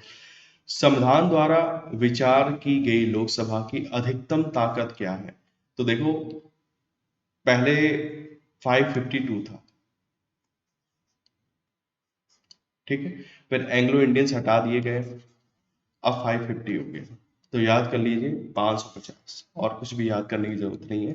550 मैक्सिमम सीटें हैं जो लोकसभा में हो सकती हैं। ठीक है, लोकसभा की अधिकतम सदस्य संख्या 550 हो सकती है। इसके अलावा हमें और कुछ याद करने की जरूरत नहीं है। क्वेश्चन नंबर 27, वर्तमान में लोकसभा निर्वाचित क्षेत्र हैं। कितने लोकसभा निर्वाचित क्षेत्र हैं? इस संख्या में 1971 से कोई परिवर्तन नहीं हुआ। तो लोकसभा में अभी कितनी सीटों के लिए इलेक्शन होता है? 543 सीटों के लिए इलेक्शन होता है। ठीक है, 543। अभी मार्कर थोड़ा गड़बड़ कर रहा है, गलत मत याद करना। अब यहाँ से देख लो, 543। वर्तमान में लोकसभा के 543 निर्वाचन क्षेत्र हैं। यह संख्या 1971 से चली आ रही है। 84वें संविधान संशोधन अधिनियम 2001 के तहत अनुच्छेद 82 और 170(3) में संशोधन कर इसे वर्ष 2026 तक अपरिवर्तित कर दिया गया है। 2026 तक यही हमें याद करके रखना है कि लोकसभा में सीटें कितनी है? 543। लोकसभा के सदस्यों का कार्यकाल कितने वर्ष का होता है? 5 साल। ये तो सबको पता है। लोकसभा के पहले स्पीकर कौन थे? लोकसभा के पहले स्पीकर थे जीवी मावलंकर। ठीक है, जीवी मावलंकर पहले स्पीकर थे। और नेक्स्ट क्वेश्चन, भारत में निम्न में से किस लोकसभा अध्यक्ष का कुल कार्यकाल सर्वाधिक रहा? तो डॉक्टर बलराम जाखड़, इनका कार्यकाल सबसे ज्यादा था। ठीक है, लोकसभा अध्यक्ष जिनका कुल कार्यकाल सर्वाधिक था, कौन थे? डॉक्टर बलराज जाखड़ थे। ठीक है, आगे बढ़ते हैं। शून्य काल का क्या अर्थ है? यूपी पीसीएस में अभी 2 साल पहले, मेरे ख्याल से 2021 वाले पेपर में क्वेश्चन पूछा गया था। तो अब देखिए, यहाँ पे थोड़ा कंट्रोवर्शियल टाइप का हो चुका है, क्योंकि इसमें 2 आंसर सही हैं। जब कोई अति महत्वपूर्ण विषय चर्चा के लिए उठाया जाता है तो उसको शून्यकाल में विषय उठाया जाता है, और सुबह और दोपहर के सत्र के मध्य का अंतराल में शून्यकाल होता है। तो ये स्टेटमेंट भी सही है। तो एक तरीके से देखा जाए तो दोनों ही सही है। ठीक है, तो अब इसको थोड़ा पढ़ लेते हैं क्योंकि बड़ा इंपॉर्टेंट है। शून्यकाल, 0 आर विशिष्ट भारतीय संसदीय व्यवहार है। ठीक है, हमारी एक कहना चाहिए इंडियन पार्लियामेंट्री सिस्टम का एक एक तोहफा है। पार्लियामेंट्री सिस्टम, है ना, कि हमारे यहाँ ही ये चीज है। लोकसभा में प्रश्नकाल के बाद का समय, फिर से पढ़ लीजिए। लोकसभा में प्रश्नकाल के बाद का, क्वेश्चन आर के बाद 0 आर आता है। लोकसभा में प्रश्नकाल के बाद का समय शून्यकाल कहा जाता है। ठीक है, जिसकी अधिकतम समधि जो अवधि होती है वो कितना? 1 घंटा होता है। यह सामान्यतः दोपहर 12 बजे से 1 बजे तक का समय होता है। 12 बजे से 1 बजे का समय। पहले राज्यसभा में भी यही स्थिति थी, परंतु राज्यसभा में प्रश्नकाल की अवधि को वर्ष 2014 में परिवर्तित कर दोपहर 12 से 1 बजे तक कर दिया गया, और तदनुसार अब राज्यसभा में सर्वप्रथम 11 बजे से दस्तावेज सदन के पटल पर रखे जाते हैं, जिसके बाद सभापति की अनुमति के साथ तत्काल जनहित के मुद्दे शून्यकाल के तहत उठाए जाते हैं, और फिर विशेष उल्लेख 12 बजे तक लिए जाते हैं। इस प्रकार अब राज्यसभा में शून्यकाल का समय प्रश्नकाल के पूर्व, मतलब सुबह 11 बजे से दोपहर 12 बजे के बीच हो गया है, जबकि लोकसभा में यह पूर्ववत प्रश्नकाल के बाद, मतलब दोपहर 12 बजे से 1 बजे अपराह्न तक होता है। ठीक है, तो ये जो इन्फॉर्मेशन है मैंने पढ़ दी कि राज्यसभा में और लोकसभा में शून्यकाल का है, उसका टाइमिंग क्या, कैसे वेरिएशन हो रहा है। आगे बढ़ते हैं। सांसद निधि की वर्तमान राशि कितनी है? 5 करोड़ रुपए, अभी भी यही है। आगे बढ़ते हैं। राज्यसभा का विशेष शक्ति इस आशय का प्रस्ताव अपनाकर संविधान के अनुच्छेद कौन सा है? दिया गया है कि वह राज्य सूची में शामिल किसी भी मामले के संबंध में कानून बनाने के लिए संसद को सशक्त बना सके। तो राज्यसभा को ये पावर मिली है आर्टिकल 249 से। आर्टिकल 249 से राज्यसभा को ये मतलब कि पावर मिली है कि वो राज्य सूची के जो स्टेट लिस्ट है उसके किसी भी विषय पर कानून मतलब संसद में बनवा सकता है। अनुच्छेद 249 के अनुसार पूर्वगामी उपबंधों के होते हुए भी यदि राज्यसभा ने उपस्थित और मत देने वालों सदस्यों में से कम 2/3 सदस्यों द्वारा समर्थित संकल्प द्वारा घोषित किया है कि राष्ट्र हित में यह आवश्यक या समीचीन है कि संसद राज्य सूची में प्रकटित किसी विषय के संबंध में विधि बनाए, कोई लॉ बनाए। अनुच्छेद पूछ रहा है कौन सा अनुच्छेद के प्रावधानों के तहत लोकसभा और राज्यसभा की संयुक्त बैठक को राष्ट्रपति के द्वारा बुलाया जाता है। तो जो क्या बोलना चाहिए इसको, कंबाइंड सिटिंग वाली चीज है वो केवल 108 आर्टिकल 108 के तहत ज्वाइंट सिटिंग, कंबाइंड नहीं ज्वाइंट सिटिंग वर्ड है, ज्वाइंट सिटिंग। ज्वाइंट सिटिंग का प्रोविजन कौन सा है? आर्टिकल 108 में, 108 याद कर लीजिए 108। राज्यसभा के पदेन अध्यक्ष कौन होते हैं? राज्यसभा के पदेन अध्यक्ष सबको पता है उपराष्ट्रपति होते हैं, इसमें बहुत ज्यादा पढ़ने की जरूरत नहीं है। राज्यसभा का सदस्य बनने के लिए आवश्यक न्यूनतम आयु कितनी है? राज्यसभा का सदस्य बनना है तो आपकी मिनिमम आयु जो एज है वो 30 वर्ष होनी चाहिए। राज्यसभा के लिए 30 वर्ष, लोकसभा के लिए 25 वर्ष, ठीक है। राष्ट्रपति बनने के लिए 35 वर्ष मिनिमम एज चाहिए, तो तीनों यहाँ पे आ गए। प्रत्येक वर्ष के बाद राज्यसभा के कितने सदस्य जो सेवानिवृत्त होता है, कितने रिटायर हो जाते हैं? 1/3, ठीक है। 1/3 लोग राज्यसभा में हमारे हर 2 साल में रिटायर हो जाते हैं। ये किस आर्टिकल में दे रखा है? अनुच्छेद 80 के अनुसार राज्यसभा और राज्य और संघ राज्य क्षेत्रों के 238 निर्वाचित अप्रत्यक्ष रूप से तथा राष्ट्रपति द्वारा मनोनीत 12 सदस्यों से मिलकर बनेगी, ठीक है। तो राज्यसभा में कितनी सीटें हो गई? 250। राज्यसभा एक स्थायी सदन है जिसमें 1/3 सदस्य प्रत्येक दूसरे वर्ष सेवानिवृत्त हो जाते हैं। राज्यसभा के सदस्यों का कार्यकाल 6 वर्ष का होता है। राज्यसभा से चुने हुए सदस्यों का कार्यकाल कितने वर्ष का होता है? अभी हमने ऊपर पढ़ लिया 6 वर्ष का होता है। लोकसभा चुनावों के लिए उम्मीदवार बनने की न्यूनतम आयु कितनी है? 25 साल, पहले भी देख चुके हैं। इलेक्शन मतलब कि इलेक्शन में पार्टिसिपेट करने के लिए मिनिमम एज कितनी है? वोट डालना है कह लो उसे, वोट डालने के लिए 18 साल। लोकसभा में उम्मीदवार बनने की 25 साल। तो इस तरह से 3-4 चीजें हैं, बहुत ज्यादा कठिन नहीं है, सबको याद रहता है। लोकसभा की सदस्यता के लिए उम्मीदवारों की न्यूनतम आयु क्या निर्धारित की गई है? फिर से क्वेश्चन रिपीट हो गया, 25 साल। लोकसभा या विधानसभा चुनाव में खड़े होने के लिए उम्मीदवार की आयु कम से कम कितनी होनी चाहिए? फिर से क्वेश्चन रिपीट हो रहा, तीसरी बार हो रहा, 25 साल मिनिमम एज होनी चाहिए आपकी। निम्नलिखित में से कौन कैबिनेट स्तर का होता है? भारत का नियंत्रक एवं महालेख परीक्षक, ठीक है, सीएजी बोलते हैं, या भारत का महान्यायवादी, या विपक्ष का नेता, या भारतीय रिजर्व बैंक का गवर्नर। तो कैबिनेट स्तर का कौन होता है? विपक्ष का नेता। विपक्ष के नेता को कैबिनेट स्तर के मंत्री का दर्जा प्राप्त होता है। राज्यसभा में कितनी सीटें उत्तर प्रदेश हैं? तो यूपी की राज्यसभा में कितनी सीटें हैं? 31, सबसे ज्यादा। उत्तर प्रदेश में कुल कितने लोकसभा संसदीय क्षेत्र हैं? लोकसभा सीटें कितनी है यूपी की? 80, सबसे ज्यादा। भारत के संविधान के अनुसार लोकसभा के सदस्यों की अधिकतम संख्या क्या हो सकती है? अभी पहले भी क्वेश्चन रिपीट हो चुका है, 550 मैक्सिमम हो सकती है। 552 होती थी, लेकिन फिर 2 एंग्लो इंडियन समूह को हटा दिया गया है, तो अब 550 हो चुकी है, ठीक है। अधिकतम संख्या 550 हो सकती है। राज्यसभा के मनोनीत सदस्यों की कुल संख्या कितनी होती है? पहले भी क्वेश्चन रिपीट हो रहा है, ये 12 मैक्सिमम आप जो मेंबर्स हैं नॉमिनेट किए जा सकते हैं राष्ट्रपति के द्वारा। निम्नलिखित में से कौन सी राज्यसभा की शक्तियों में से एक है? यह संघ सूची और समवर्ती सूची में शामिल मामलों पर कानून बनाता है। यह धन विधेयक या गैर धन विधेयक पेश और लागू कर सकता है। ये तो गलत। यह कराधान, बजट और वार्षिक वित्तीय विवरणों से प्रस्तावों को मंजूरी प्रदान करता है। ये भी बकवास है। ठीक है, जब भी फाइनेंशियल वाली चीज आ जाती है, फाइनेंस आप देखना, जब भी कोई फाइनेंशियल वाली चीज आ जाएगी ना, जैसे बजट हो गया या कोई मनी बिल वगैरह टाइप हो गया, फाइनेंशियल बिल हो गया, वो हमेशा लोकसभा में आता है। राज्यसभा को भेजा जरूर जाता है, लेकिन जो पावर है, ओरिजिनल पावर है, वो एक तरीके से लोकसभा को दे रखी है। यह गैर धन विधेयकों पर विचार और अनुमोदन करता है तथा धन विधेयकों में संशोधन का सुझाव देता है। ये बिल्कुल सही स्टेटमेंट है।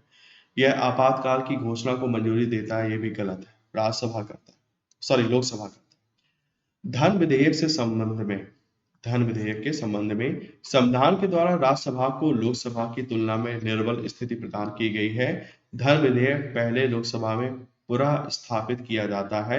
लोकसभा से स्वीकृत होने पर धन विधेयक राज्यसभा में भेजे जाते हैं, जिसके द्वारा अधिक से अधिक 14 दिन तक इस विधेयक पर विचार किया जा सकता है। राज्यसभा धन विधेयक के संबंध में अपने सुझाव लोकसभा को दे सकती है, लेकिन यह लोकसभा पर निर्भर है कि उन प्रस्तावों को माने या ना माने। ठीक है, आगे बढ़ते हैं। संघीय प्रणाली, संघ एवं केंद्र शासित प्रदेश, केंद्र राज्य संबंध। उस भारतीय प्रधानमंत्री का क्या नाम है जिसने या जिन्होंने संसद में यह घोषणा की थी कि वह मंडल आयोग की सिफारिशों को लागू करेंगे। इस घोषणा से भारत में देशव्यापी विरोध शुरू हो गया, तो वीपी सिंह थे वो। ठीक है, क्वेश्चन नंबर 1 हो गया। क्वेश्चन नंबर 2 की बात की जाए, जब 1996 में जब अटल बिहारी वाजपेयी पहली बार प्रधानमंत्री बने, तो उनके प्रधानमंत्री के रूप में काम करने की लगभग अवधि कितनी थी? तो 2 हफ्ते के लिए ही उनकी गवर्नमेंट बनी थी। 13 दिन बोलते हैं, 13 दिन में गवर्नमेंट गिर गई थी। क्वेश्चन नंबर 3, भारतीय संविधान का कौन सा अनुच्छेद यह कहता है कि प्रधानमंत्री की नियुक्ति राष्ट्रपति के द्वारा की जाती है? आर्टिकल 75(1). निम्न में से किसने कभी भी भारत के उप प्रधानमंत्री के रूप में कार्यभार नहीं संभाला? देसाई, मोरारजी देसाई थे, देवीलाल भी थे, लॉर्ड आडवाणी भी थे, लेकिन वीपी सिंह कभी उप प्रधानमंत्री नहीं बने। भारत के प्रथम गृह मंत्री इनमें से कौन थे? भारत के प्रथम गृह मंत्री सबको पता है, सरदार वल्लभ भाई पटेल थे। ठीक है, फर्स्ट होम मिनिस्टर कौन थे? भारत के पहले होम मिनिस्टर सरदार वल्लभ भाई पटेल। अब नेक्स्ट टॉपिक आ गया न्यायिक ढांचा, सर्वोच्च न्यायालय और उच्च न्यायालय की बात की जाए तो सर्वोच्च न्यायालय के न्यायाधीश पद पर नियुक्त के पात्र बनने के लिए किसी जज को उच्च न्यायालय के न्यायाधीश के रूप में कितने वर्षों की सेवा आवश्यक होती है? तो 5 साल। यदि मान लीजिए हाई कोर्ट में हमने 5 साल काम कर लिया है, तो आप सुप्रीम कोर्ट के लिए एक बार उम्मीदवार हो। ठीक है, तो सर्वोच्च न्यायालय के न्यायाधीश की नियुक्ति भारत के राष्ट्रपति के द्वारा उच्चतम न्यायालय के परामर्शानुसार की जाती है। न्यायाधीश पद पर नियुक्ति के लिए कम से कम 5 वर्ष का उच्च न्यायालय में न्यायाधीश या 10 वर्ष के लिए अधिवक्ता के रूप में कार्य करना आवश्यक है। ठीक है, या तो आप 5 वर्ष उसमें आप क्या न्यायाधीश के रूप में काम करो या 10 वर्ष उसमें अधिवक्ता के रूप में काम करो तब। क्वेश्चन नंबर 2, यदि यदि किसी याचिका के अंतर्गत न्यायालय, अवर न्यायालय या किसी अन्य प्राधिकारी के समक्ष लंबित किसी मामले को उच्चतर प्राधिकारी या न्यायालय में स्थानांतरित करने का आदेश होता है। हमने आर्टिकल 32 में रिट्स पढ़ी हुई है। ठीक है, तो ये जो रिट्स है वो क्या है? वो उत्प्रेषक है। ठीक, तो जितने भी रिट्स हैं 5 की 5 बहुत अच्छे से याद करके रखनी, क्योंकि उससे क्वेश्चन बनता है। भारत के उच्चतम न्यायालय की प्रथम महिला न्यायाधीश कौन थी? बहुत इंपॉर्टेंट फैक्ट है, फातिमा बीबी। फातिमा बीबी भारत की प्रथम महिला न्यायाधीश थी। महिला यहाँ पे मेन वर्ड है, प्रथम महिला न्यायाधीश थी फातिमा बीबी। फिर से क्वेश्चन देख लिया है यहाँ पे, उच्चतम न्यायालय की प्रथम महिला न्यायाधीश कौन थी? एम फातिमा बीबी। नेक्स्ट है, उच्चतम न्यायालय में संविधान के निर्वचन से संबंधित मामले की सुनवाई करने के लिए न्यायाधीशों की संख्या कम से कम कितनी होनी चाहिए? मान लीजिए कोई भी कॉन्स्टिट्यूशनल सब्जेक्ट आता है, उसके लिए जो बेंच बनती है उसमें मिनिमम 5 बंदे होने चाहिए। ठीक है, 5 न्यायाधीश होने चाहिए। बहुत इंपॉर्टेंट है ये फैक्ट। उच्चतम न्यायालय में संविधान के निर्वचन से संबंधित मामलों की सुनवाई करने के लिए न्यायाधीशों की संख्या कम से कम 5 होनी चाहिए, अनुच्छेद 145(3). भारत के किसी राज्य के राज्यपाल के पद का आधिकारिक कार्यकाल कितने दिनों का होता है? लगभग 5 साल का। ठीक है, राज्यपाल का भी जो टेन्योर है 5 साल का होता है। वो बाकी तो सब चेंज होता है, बहुत पॉलिटिकल पोस्ट है। जब गवर्नमेंट को मन करना है इधर से उठा के कहीं और भेज देते हैं या फिर हटा देते हैं, तो वो सब होता रहता है। फिर है, भारतीय संविधान के अनुच्छेद 161 के अनुसार निम्नलिखित में से किसे सजा माफ करने या सजा में हेर फेर करने की शक्ति प्रदान की गई? यहाँ पे आर्टिकल 161 की बात की गई है। 161 में राज्यपाल की बात होती है। ठीक है, विभिन्न राज्यों के राज्यपाल को भी थोड़ा बहुत सजा माफ करने की शक्ति दी गई है। ठीक है,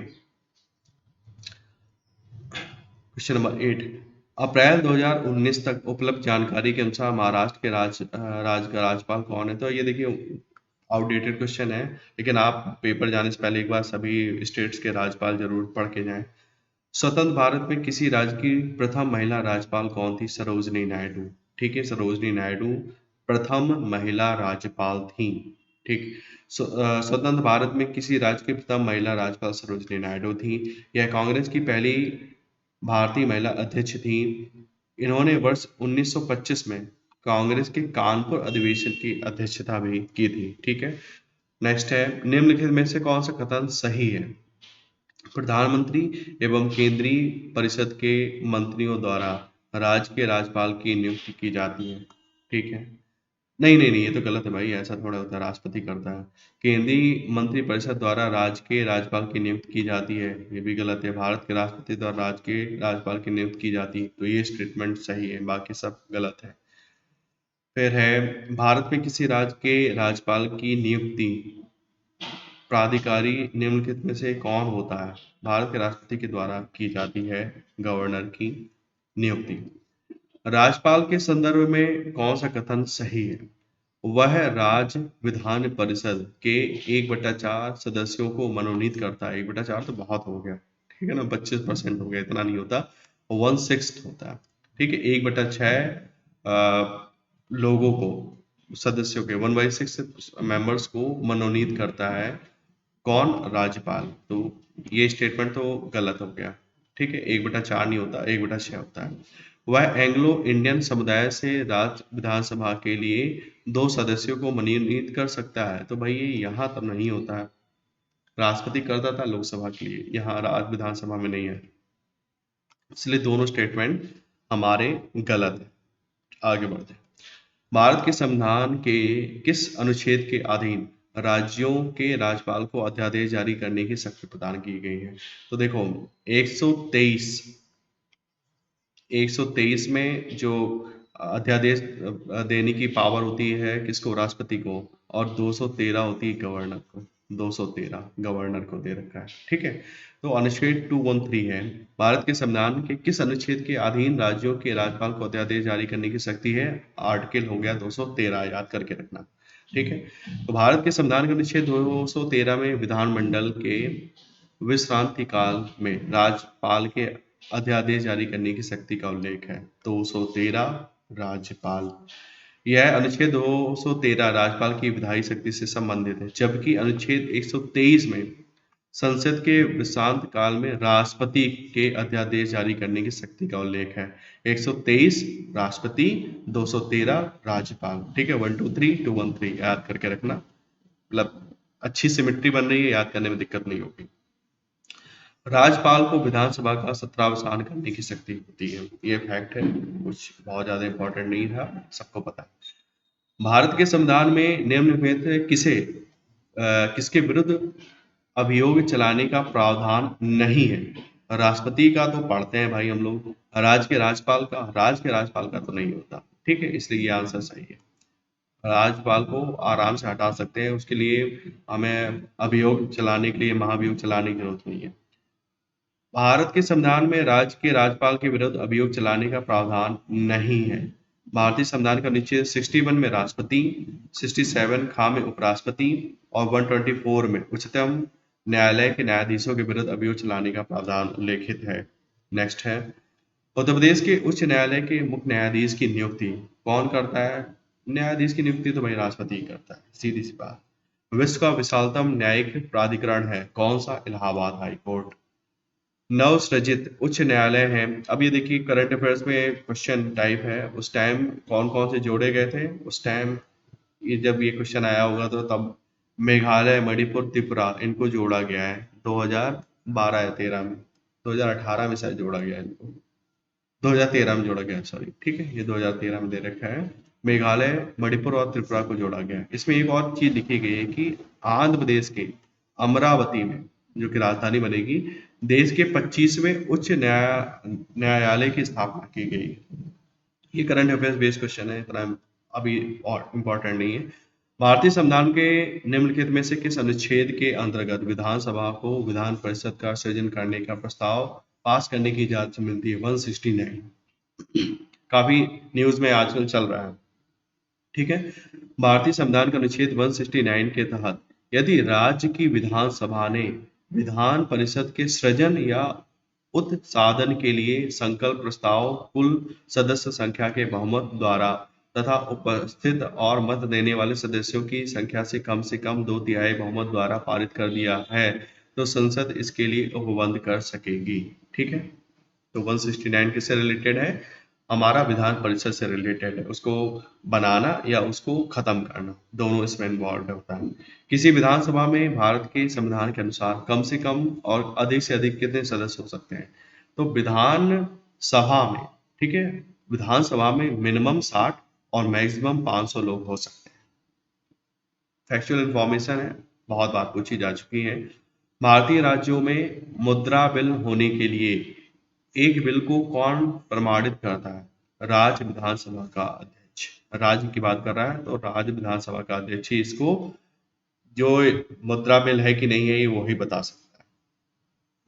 क्वेश्चन नंबर 22, स्वतंत्र भारत में उत्तर प्रदेश राज्य के प्रथम विधानसभा अध्यक्ष कौन थे? पुरुषोत्तम दास टंडन। यूपी पीसीएस में क्वेश्चन पूछा जा चुका है, ठीक है। फैक्चुअल इन्फॉर्मेशन है, बिना पढ़े क्वेश्चन नहीं हिलने वाला ये, इसलिए इसको याद करके रखिएगा। पुरुषोत्तम दास टंडन मतलब स्वतंत्र भारत में उत्तर प्रदेश राज्य के प्रथम विधानसभा अध्यक्ष थे। नेक्स्ट है जिला प्रशासन एवं स्थानीय निकाय तथा पंचायती राज संस्थाएं। पंचायती राज व्यवस्था के तहत ग्राम सभा के सदस्य कौन है? कौन कौन होता है? पंचायत क्षेत्र में मतदाता के रूप में पंजीकृत सभी वयस्क संसद सदस्य जो भी हैं वो सब हमारे ग्राम सभा के सदस्य होते हैं, ठीक है। ये क्वेश्चन इंपॉर्टेंट है, इस तरह का क्वेश्चन यूपीएससी में भी आया है, यूपीपीसीएस में भी आया है। यहाँ भी क्वेश्चन पूछा गया है कि पंचायती राज व्यवस्था के तहत ग्राम सभा के सदस्य कौन है? तो पंचायत क्षेत्र में मतदाता के रूप में पंजीकृत सभी वयस्क सदस्य वो सब हमारे ग्राम सभा के सदस्य होते हैं, ठीक है। पंचायत क्षेत्र में मतदाता के रूप में पंजीकृत सभी वयस्क सदस्य, वयस्क वाली चीज याद रखनी है। पंचायती राज व्यवस्था के तहत ग्राम सभा के सदस्य होते हैं, ग्राम सभा के सदस्य ही ग्राम प्रधान चुनाव करते हैं जो पंचायत का अध्यक्ष होता है। नेक्स्ट, ग्राम सभा में निम्न में से कौन शामिल है? वे सभी व्यक्ति जिनके नाम गांव विशेष में पंचायत के लिए मतदाता सूची में दर्ज हैं वो सब हमारे ग्राम सभा के सदस्य हैं, ठीक है। एक ही चीज देखिए दोबारा पूछ ली इन्होंने। फिर है निम्नलिखित में से कौन सा पंचायत की सर्वप्रथम महिला सरपंच है? तो छवि राजावत, अब ये याद करने वाला फैक्ट, इसके लिए और कोई वो नहीं है। छवि राजावत ये ग्राम पंचायत की सर्वप्रथम महिला सरपंच बनी। कहाँ पर? राजस्थान के सोडा गांव की। कहाँ? राजस्थान में कोई सोडा गांव है वहां पर। कब? 2010 में। आगे बढ़ते, भारत का सर्वप्रथम डिजिटल पंचायत वार्ड है कौन सा? केरल।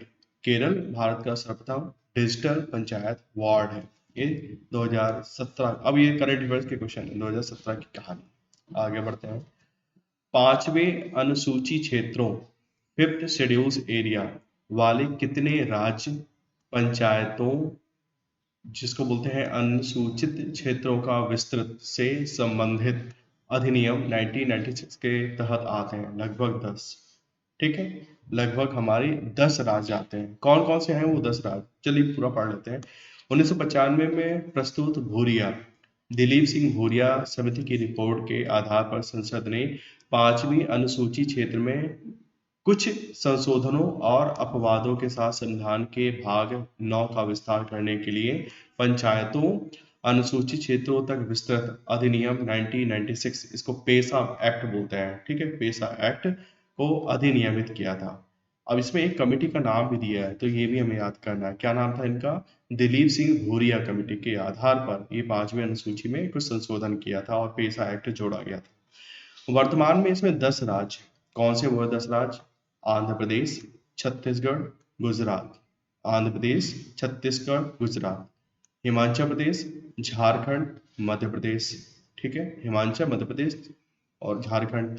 महाराष्ट्र, उड़ीसा, राजस्थान और तेलंगाना। तो ये सब हमारे 10 के 10 राज्य इसमें शामिल हैं पेशा एक्ट के थ्रू। नेक्स्ट है, प्रतिवर्ष भारत में राष्ट्रीय पंचायती राज दिवस कब मनाया जाता है? सबको पता है 24 अप्रैल को हम पंचायती राज दिवस मनाते हैं। क्यों? इसी दिन संविधान के 73वें संशोधन अधिनियम 1992 के जारी होने का प्रतीक है। इसी दिन ये एक्ट लेके आया गया। प्रतिवर्ष 24 अप्रैल को भारत में राष्ट्रीय पंचायती राज दिवस मनाया जाता है। यह दिन संविधान 73वें संशोधन अधिनियम 1992 के लागू 24 अप्रैल 1993 से प्रभावी होने का प्रतीक है। पंचायती राज व्यवस्था का उद्घाटन पंडित जवाहरलाल नेहरू ने 2 अक्टूबर 1959 में नागौर, कहाँ है, राजस्थान में किया था। पहला राष्ट्रीय पंचायती राज दिवस 24 अप्रैल 2010 को मनमोहन सिंह द्वारा घोषित किया गया था। भारत में किस राज्य ने सर्वप्रथम पंचायती राज की शुरुआत करी? अभी हमने ऊपर पढ़ा, राजस्थान पहला राज्य था। नेक्स्ट है, पहला राष्ट्रीय पंचायती राज दिवस डॉक्टर मनमोहन सिंह के द्वारा घोषित किया गया था 2010 में, हमने ऊपर पढ़ा भी, ठीक है। पंचायती राज को पहली बार 2 अक्टूबर 1959 को किस जिले में? नागौर जिले, कहाँ के? राजस्थान के जिले में पेश किया गया था, ठीक है। तो उस पैराग्राफ के अंदर हमें कुछ इतने क्वेश्चन बन गए। 73वें संवैधानिक संशोधन निम्नलिखित में से किसके संबंधित था? 73वां संवैधानिक संशोधन संबंधित है हमारी पंचायती राज संस्थानों से, ठीक है। पंचायती राज इंस्टीट्यूट से रिलेटेड है। 73rd कॉन्स्टिट्यूशनल अमेंडमेंट बहुत इंपॉर्टेंट है, इसको याद करके रखिएगा। 73वां संवैधानिक संशोधन अधिनियम 1992 पंचायती राज संस्थानों से संबंधित है। इस संशोधन अधिनियम के पारित होने से भारत में पंचायती राज संस्थानों को संवैधानिक दर्जा प्राप्त हुआ और संविधान में भाग 9 और 10वीं अनुसूची जोड़ी गई, ठीक है। जो 9वीं और 10वीं अनुसूची जोड़ी गई, सॉरी, संविधान में भाग 9 आया और 11वीं अनुसूची जोड़ी गई। उल्लेखनीय है कि भारत में पंचायती राज व्यवस्था सर्वप्रथम राजस्थान के नागौर जिले में लागू किया गया था। किस संविधान संशोधन में पंचायती राज संस्थानों को संवैधानिक स्थिति प्रदान की गई? तो 73वें संवैधानिक संशोधन, ठीक है। इससे हमको जो पंचायती राज संस्थान है इनको संवैधानिक स्थिति प्रदान की गई। हमारे संविधान के किस भाग में 3 सोपानों में पंचायतें बनाने का परिकल्पना है? हमने ऊपर अभी देखा भाग 9 जोड़ा गया था और 11th शेड्यूल जोड़ा गया था। किसके लिए? पंचायती राज इंस्टीट्यूशंस को एक मतलब कि उसको एकोमोडेट करने के लिए हमारे इंडियन सिस्टम में। संविधान के भाग 9 में 3 सोपानों में पंचायतें बनाने की परिकल्पना की गई। संविधान के भाग 9 के तहत अनुच्छेद 243 खा में यह प्रावधान किया गया है कि प्रत्येक राज्य में ग्राम, मध्यवर्ती और जिला स्तर पर इस भाग के उपबंधों के अनुसार पंचायतों का गठन किया जाएगा। निम्नलिखित में से क्या पंचायती राज संस्था नहीं है?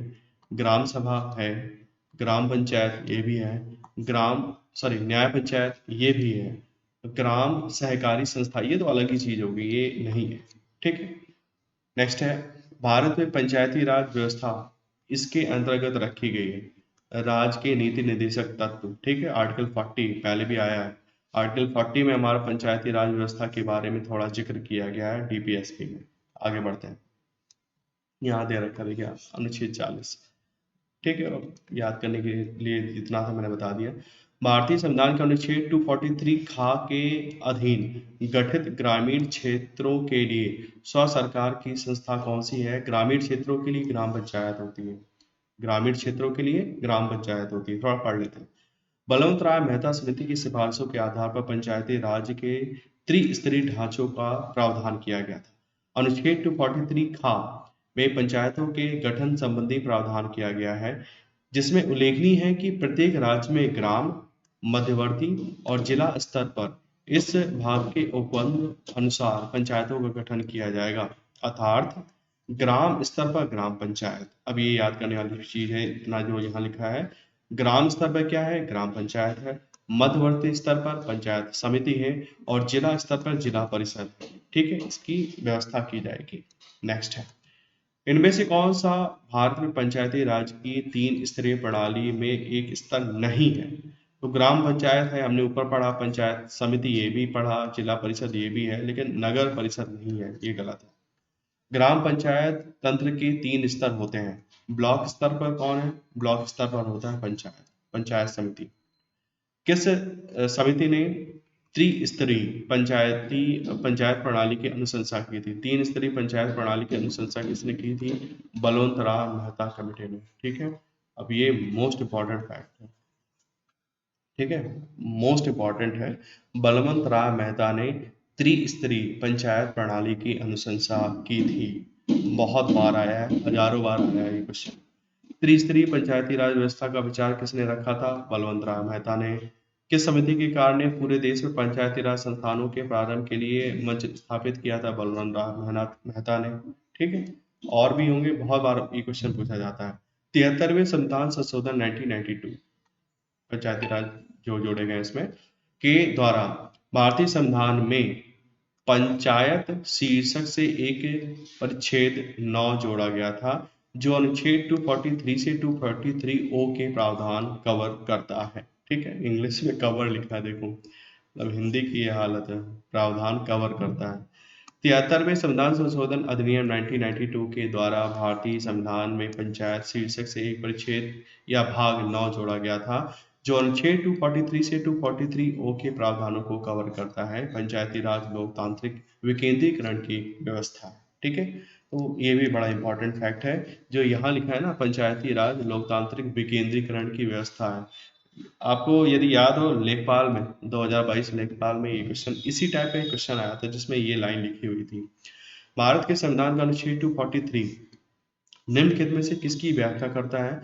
तो अनुच्छेद 243 बात करता है किसकी? पंचायती राज इंस्टीट्यूशंस की, पंचायती राज प्रणाली की। तो ये सब कुछ नहीं, एक पेज में लिख लो आराम से आप, और 2-4 बार रिवाइज कर लो, सब रट जाएगा, सब याद हो जाएगा। पॉलिटी एक ऐसा सब्जेक्ट है ना जिससे मैक्सिमम स्कोर होता है। नेक्स्ट है, भारत के संविधान के किस संशोधन अधिनियम ने पंचायती राज को एक संवैधानिक निकाय बनाया है? तो 1992 का 73वां संविधान संशोधन। ठीक है, उसके थ्रू हमने पंचायती राज इंस्टीट्यूशंस को अपने इंडिया में एकोमोडेट किया है। नेक्स्ट है, भारतीय संविधान में पंचायती राज प्रणाली को वर्ष 1992 में 73वें संशोधन में औपचारिक रूप दिया गया। ठीक है, वही क्वेश्चन रिपीट हुआ फिर से। भारत के संविधान के अनुच्छेद 243 आई के अनुसार पंचायतों की वित्तीय स्थिति की समीक्षा के लिए वित्त आयोग का गठन कब किया जाता है? हर 5 साल में किया जाता है। ठीक है, हर 5वें वर्ष की समाप्ति पर हम क्या बनाते हैं? वित्त आयोग बनाते हैं। किसके लिए? जो राज्य वित्त आयोग होता है वो किसके लिए बनाया जाता है? वो पंचायतों की वित्तीय स्थिति की समीक्षा करने के लिए बनाया जाता है। ठीक है, आगे बढ़ते हैं।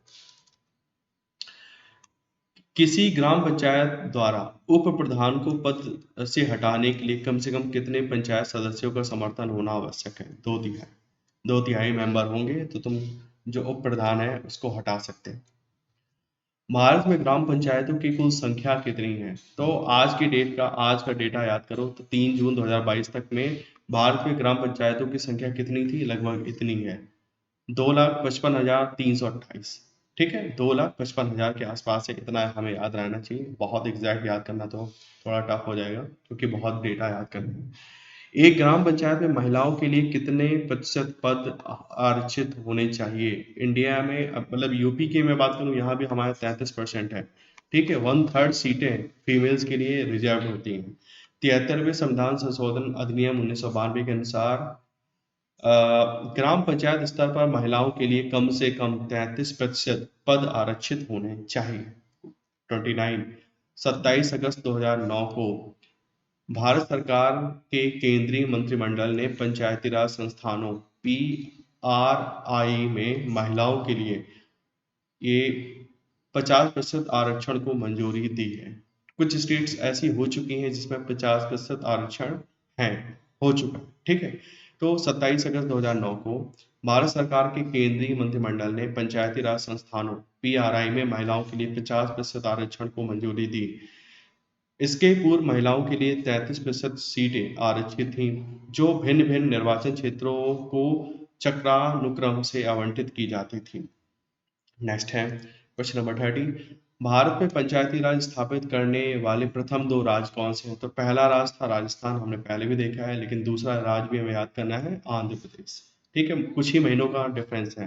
भारत में पंचायती राज स्थापित करने वाले प्रथम दो राज्य राजस्थान और आंध्र प्रदेश हैं। सर्वप्रथम 2 अक्टूबर 1959 को राजस्थान के नागौर जिले में पंचायती राज व्यवस्था को लागू किया गया था।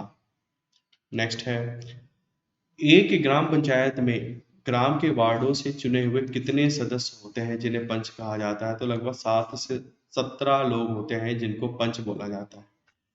उत्तर प्रदेश में एक वर्ष में ग्राम सभा की न्यूनतम कितनी बैठक या मीटिंग होनी चाहिए? मिनिमम 2 मीटिंग होनी चाहिए। ठीक है, मिनिमम 2 मीटिंग होनी चाहिए। यहाँ कोरम के बारे में दे रखा है, थोड़ा पढ़ लेते हैं। प्रत्येक ग्राम सभा की प्रतिवर्ष 2 सामान्य बैठकें होती हैं। कितनी? 2। पहली कब होती है? खरीफ की बैठक, जो खरीफ की फसल कटने के तुरंत बाद आहूत होगी, अर्थात नवंबर दिसंबर। ठीक है। दूसरी कब होती है? रबी की बैठक, जो रबी की फसल कटने के तुरंत बाद संपन्न होगी, अर्थात मई जून में। एक होती है नवंबर दिसंबर में, एक होती है मई जून में, और दोनों रबी की फसल और खरीफ की फसल के बाद होती है। इसके अलावा आवश्यकता पड़ने पर ग्राम सभा के सदस्यों की मांग करने पर बैठक बुलाई जा सकती है। ग्राम सभा की बैठक में कुल सदस्य संख्या का 1/5 भाग कोरम होना जरूरी है। ठीक है, यहाँ पे कोरम कितना है? 1/5, 1/5 होता है। लोकसभा में कितना होता है? 1/10 होता है। आगे बढ़ते हैं। एक व्यक्ति के लिए पंचायत का सदस्य बनने की न्यूनतम आयु की सीमा कितनी है? यदि एक व्यक्ति को है पंचायत का सदस्य बनना है तो न्यूनतम उसकी आयु 21 वर्ष होनी चाहिए। किस राज्य में पंचायती राज प्रणाली नहीं है? कहाँ नहीं है? सिक्किम, हिमाचल प्रदेश, नागालैंड और गोवा में से नागालैंड में पंचायती राज प्रणाली नहीं है। बहुत सारे नॉर्थ ईस्ट में ऐसे स्टेट्स हैं जहाँ पर पंचायती राज नहीं है। ठीक है, तो आगे बढ़ते हैं। विविध, अब लास्ट टॉपिक है इस सब्जेक्ट का। विविध में बहुत सारे मिक्स क्वेश्चन होंगे।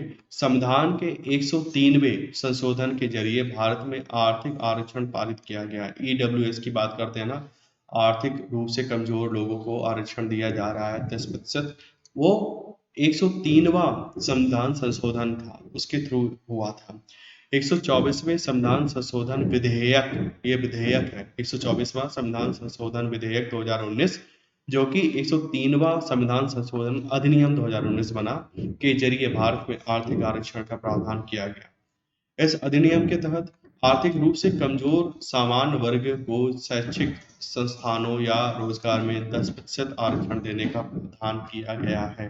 क्वेश्चन नंबर 2, किस वर्ष में संविधान का संशोधन सर्वप्रथम किया गया था? तो 1951 में ही पहला संविधान संशोधन हो गया था। ठीक है, अब ये क्वेश्चन बड़ा डायरेक्टली पूछा गया था यूपीएससी में कि जो पहला संविधान संशोधन किया गया था उस टाइम प्राइम मिनिस्टर कौन था? जवाहरलाल नेहरू थे। ठीक है, 1991 की बात हो रही है।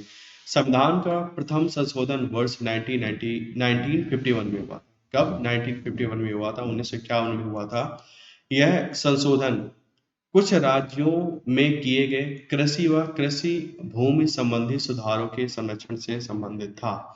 साथ ही इस संशोधन के द्वारा विचार और अभिव्यक्ति के अधिकारों के साथ जीविका के अधिकारों से संबंधित कठिनाइयों को दूर किया गया था।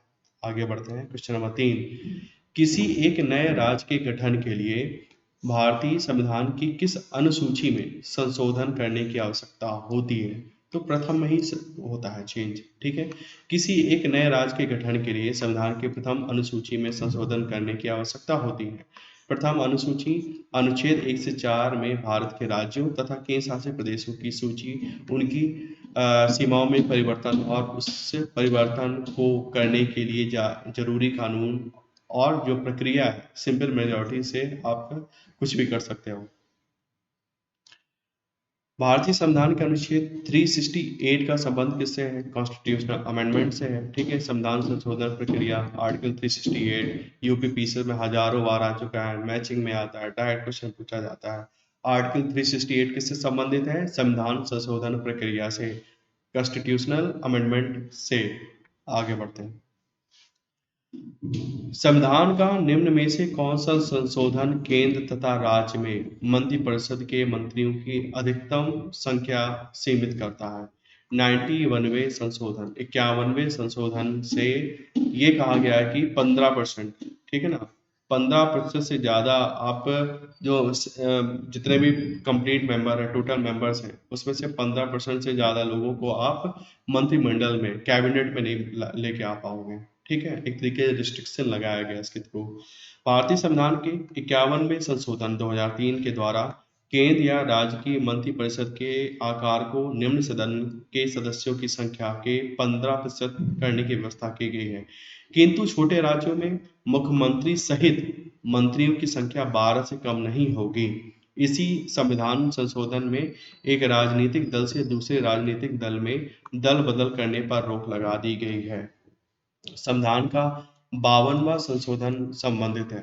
52वां संशोधन किससे संबंधित है? एंटी डिफेक्शन लॉ, दल बदल से। ठीक है, 52वां संविधान संशोधन दल बदल से संबंधित है।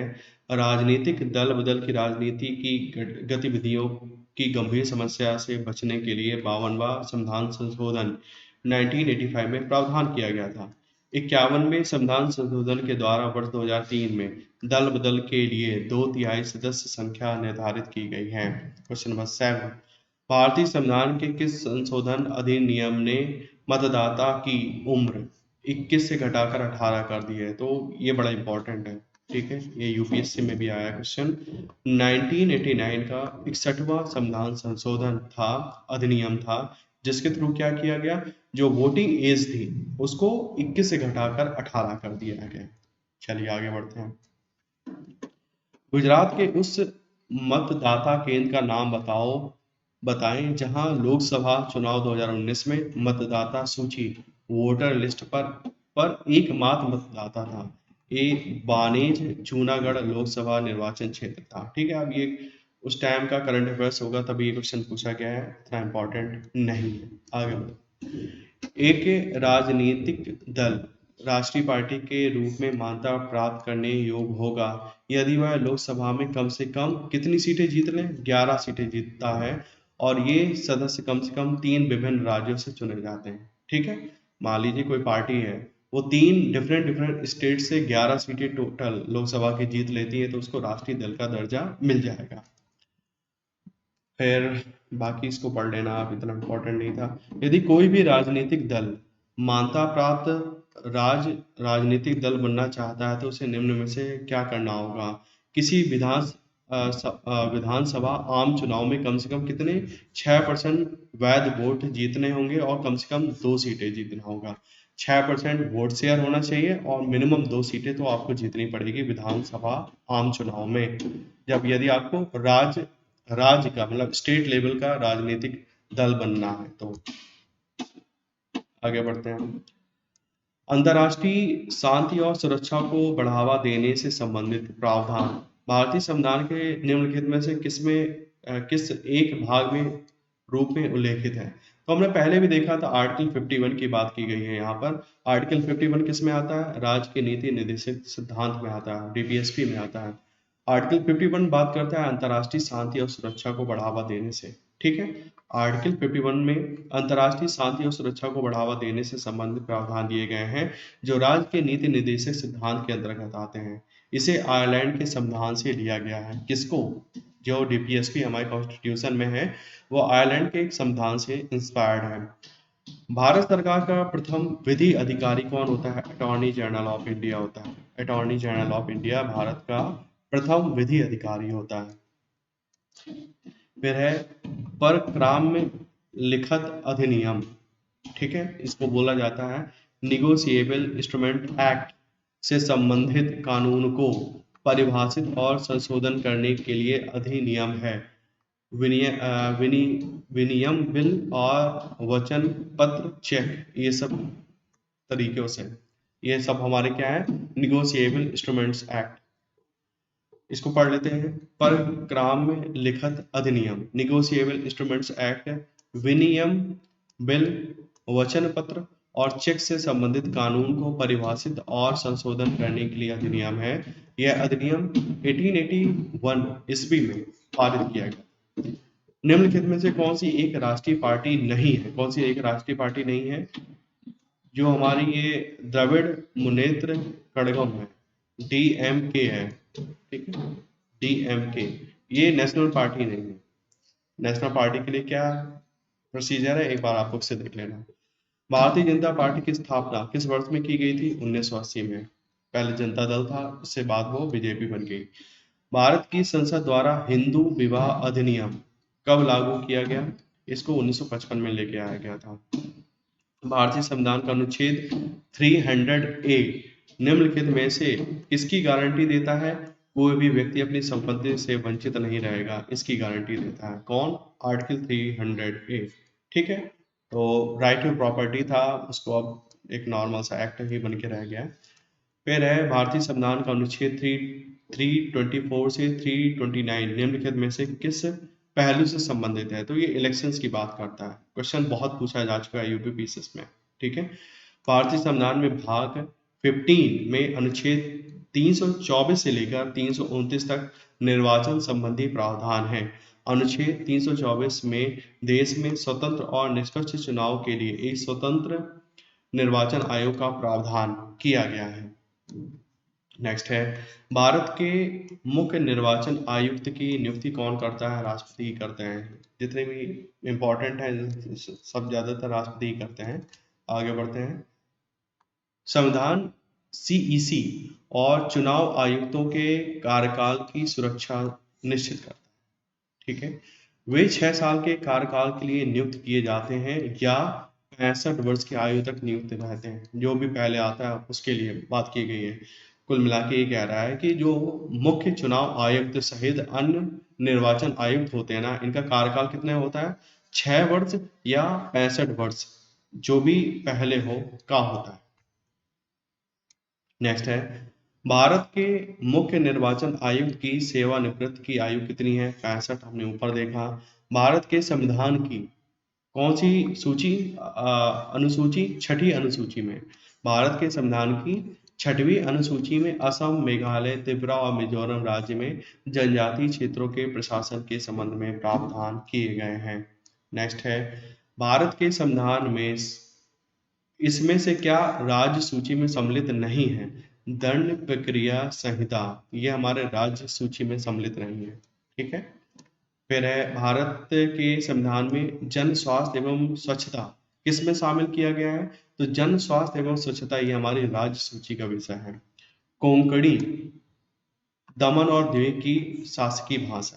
जितने बाकी ऑप्शन है उनको ऑप्शन से एलिमिनेट करके भी आपका इसका आंसर मिल जाएगा हमें कि जो कोंकणी है ना, वो दमन और दीव की क्या है? शासकीय भाषा है, लैंग्वेज है। कौन सी अनुसूची के तहत अनुसूचित क्षेत्रों और अनुसूचित जनजातियों के प्रशासन और नियंत्रण के लिए प्रावधान किए गए हैं? 5वीं अनुसूची। जितनी भी अनुसूची हैं एक बार रट्टा मार लीजिए। फिर है, भारतीय संविधान का कौन सा अनुच्छेद अनुसूचित क्षेत्रों और जनजातीय क्षेत्रों के प्रशासन से संबंधित है? आर्टिकल 244, ठीक है। ये इनमें कुछ हो नहीं सकता, आपको एक पेज में याद मतलब लिख के चीजें बार बार रिवाइज करनी पड़ेगी तभी याद हो पाएंगी। ये मतलब कुछ चीजें तो बिल्कुल साफ है। दिमासा क्या है? दिमासा भाषा चीनी तिब्बती भाषा परिवार में से है, ठीक है। तो ये क्वेश्चन टफ है, ऑप्शन भी बड़े अजीबोगरीब है। अब इसमें हमें याद करना है कि जो दिमासा है वो क्या है? दिमासा एक चीनी तिब्बती भाषा परिवार की एक लैंग्वेज है। भारत में वोट देने की न्यूनतम पात्रता उम्र क्या है? हम 18 साल के हो जाते हैं तो हमें वोट देने की है परमिशन। नीति आयोग के अध्यक्ष कौन है? प्रधानमंत्री होते हैं नीति आयोग के अध्यक्ष। फिर है, निम्न में से कौन एक संवैधानिक संस्था नहीं है? संवैधानिक संस्था नहीं है। संघ लोक सेवा आयोग तो है, राज्य लोक सेवा आयोग भी है, वित्त आयोग भी है, लेकिन योजना आयोग संवैधानिक संस्था नहीं है। ठीक है। फिर है, इनमें से कौन सा संघ सूची के तहत कोई विषय नहीं है? सार्वजनिक स्वास्थ्य। तो ये सार्वजनिक स्वास्थ्य संघ सूची का विषय नहीं। भारतीय संविधान का भाग 2 किससे संबंधित है? भाग 2 में हम बात करते हैं सिटीजनशिप की, नागरिकता की। भाग फिर है, भारतीय संविधान के अनुच्छेद 5 से 11 का भाग 2 की बात हो रही है। निम्नलिखित में से किस पहलू से संबंधित है? ये भारत की नागरिकता से संबंधित है, सिटीजनशिप से संबंधित है, आर्टिकल 5 से 11 तक। पार्ट 2, भाषा के आधार पर राज्यों का पुनर्गठन किस वर्ष में किया गया था? तो इस तरह की बात हुई थी 1956 में। ठीक है।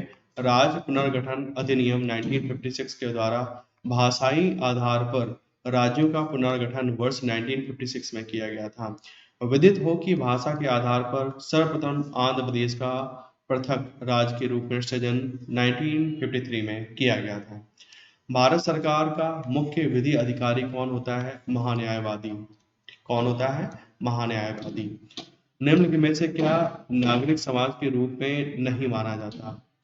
परिवार, वंश, जातीय संघ, गैर सरकारी संगठन और विधानमंडल। तो ये नागरिक समाज के रूप में नहीं माना जाता। ये तो आपका कॉन्स्टिट्यूशनल पूरी पावर ही है। हाथ से मैला उठाने के कार्य को, बहुत गंदा काम है, हाथ से मैला उठाने के कार्य को भारत में कब से प्रतिबंधित किया गया है? इसको 1993 में बैन किया गया है। ठीक है, बहुत इंपॉर्टेंट है, याद करके रखना, हो सकता है आगे भी पूछा जाए। फिर है, निम्न कथनों पर विचार करें। राष्ट्रपति, उपराष्ट्रपति, राज्यसभा के सभी सदस्य। उपर्युक्त में से कौन अनुपातिक प्रतिनिधित्व प्रणाली के नियमानुसार एकल संक्रमणीय मत के माध्यम से गुप्त मत द्वारा किए गए मतदान से चुना जाता है? तो राज्यसभा के सभी सदस्य, इनका तो ये तो स्टेटमेंट गलत है। ठीक है ना, उनका अलग ही प्रोसीजर होता है, लेकिन बाकी जो होता है वो राष्ट्रपति और उपराष्ट्रपति के लिए बिल्कुल सही है। नेक्स्ट बात करते हैं, निम्न पर विचार करिए। मौलिक अधिकार, मौलिक कर्तव्य और राज्य के नीति निर्देशक तत्व की बात की जाए। उपर्युक्त में से भारत के संविधान का कौन सा भाग 0 से 6 वर्ष के आयु के बच्चे की शिक्षा के प्रावधान को प्रतिस्थापना करता है? तो केवल ये बात होती है डीपीएसपी में होता है। 6 से 14 तो अब फंडामेंटल राइट है भैया, 6 से 14 साल के बच्चे को पढ़ाओ, फंडामेंटल राइट है वो। लेकिन जो 0 से 6 वाली बात है वो डीपीएसपी में मेंशन है। आगे बढ़ते हैं। केंद्रीय सतर्कता आयुक्त अपने पद पर बना रह सकता है 4 वर्ष के लिए या 65 वर्ष की आयु तक, जो भी पहले होगी। भारत के संघ लोक सेवा आयोग का गठन भारत के संविधान में किस अनुच्छेद के अंतर्गत किया गया? 315। बहुत इंपॉर्टेंट है। जो हमारा यूपीएससी है, यूनियन पब्लिक सर्विस कमीशन, ये आर्टिकल 315 के थ्रू बनाया गया है। आगे बात करते हैं, भारत के राष्ट्र ध्वज की लंबाई एवं चौड़ाई का अनुपात कितना होना चाहिए? लंबाई और चौड़ाई का अनुपात होना चाहिए 3:2। भारत के संविधान के किस अनुच्छेद के द्वारा जम्मू एवं कश्मीर को विशेष दर्जा हासिल है, नहीं हासिल था बोलना चाहिए। तो 370, आर्टिकल 370 बात करता था, स्पेशल राइट्स दिए गए थे जम्मू एवं कश्मीर को, लेकिन अब जम्मू एवं कश्मीर क्या है? एक ड्यूटी है केवल। भारत के संविधान के किस अनुच्छेद के अंतर्गत हिंदी को शासकीय भाषा घोषित किया गया है? आर्टिकल 343। त्रिपुरा को कब भारत के पूर्ण राज्य का हिस्सा दिया गया था?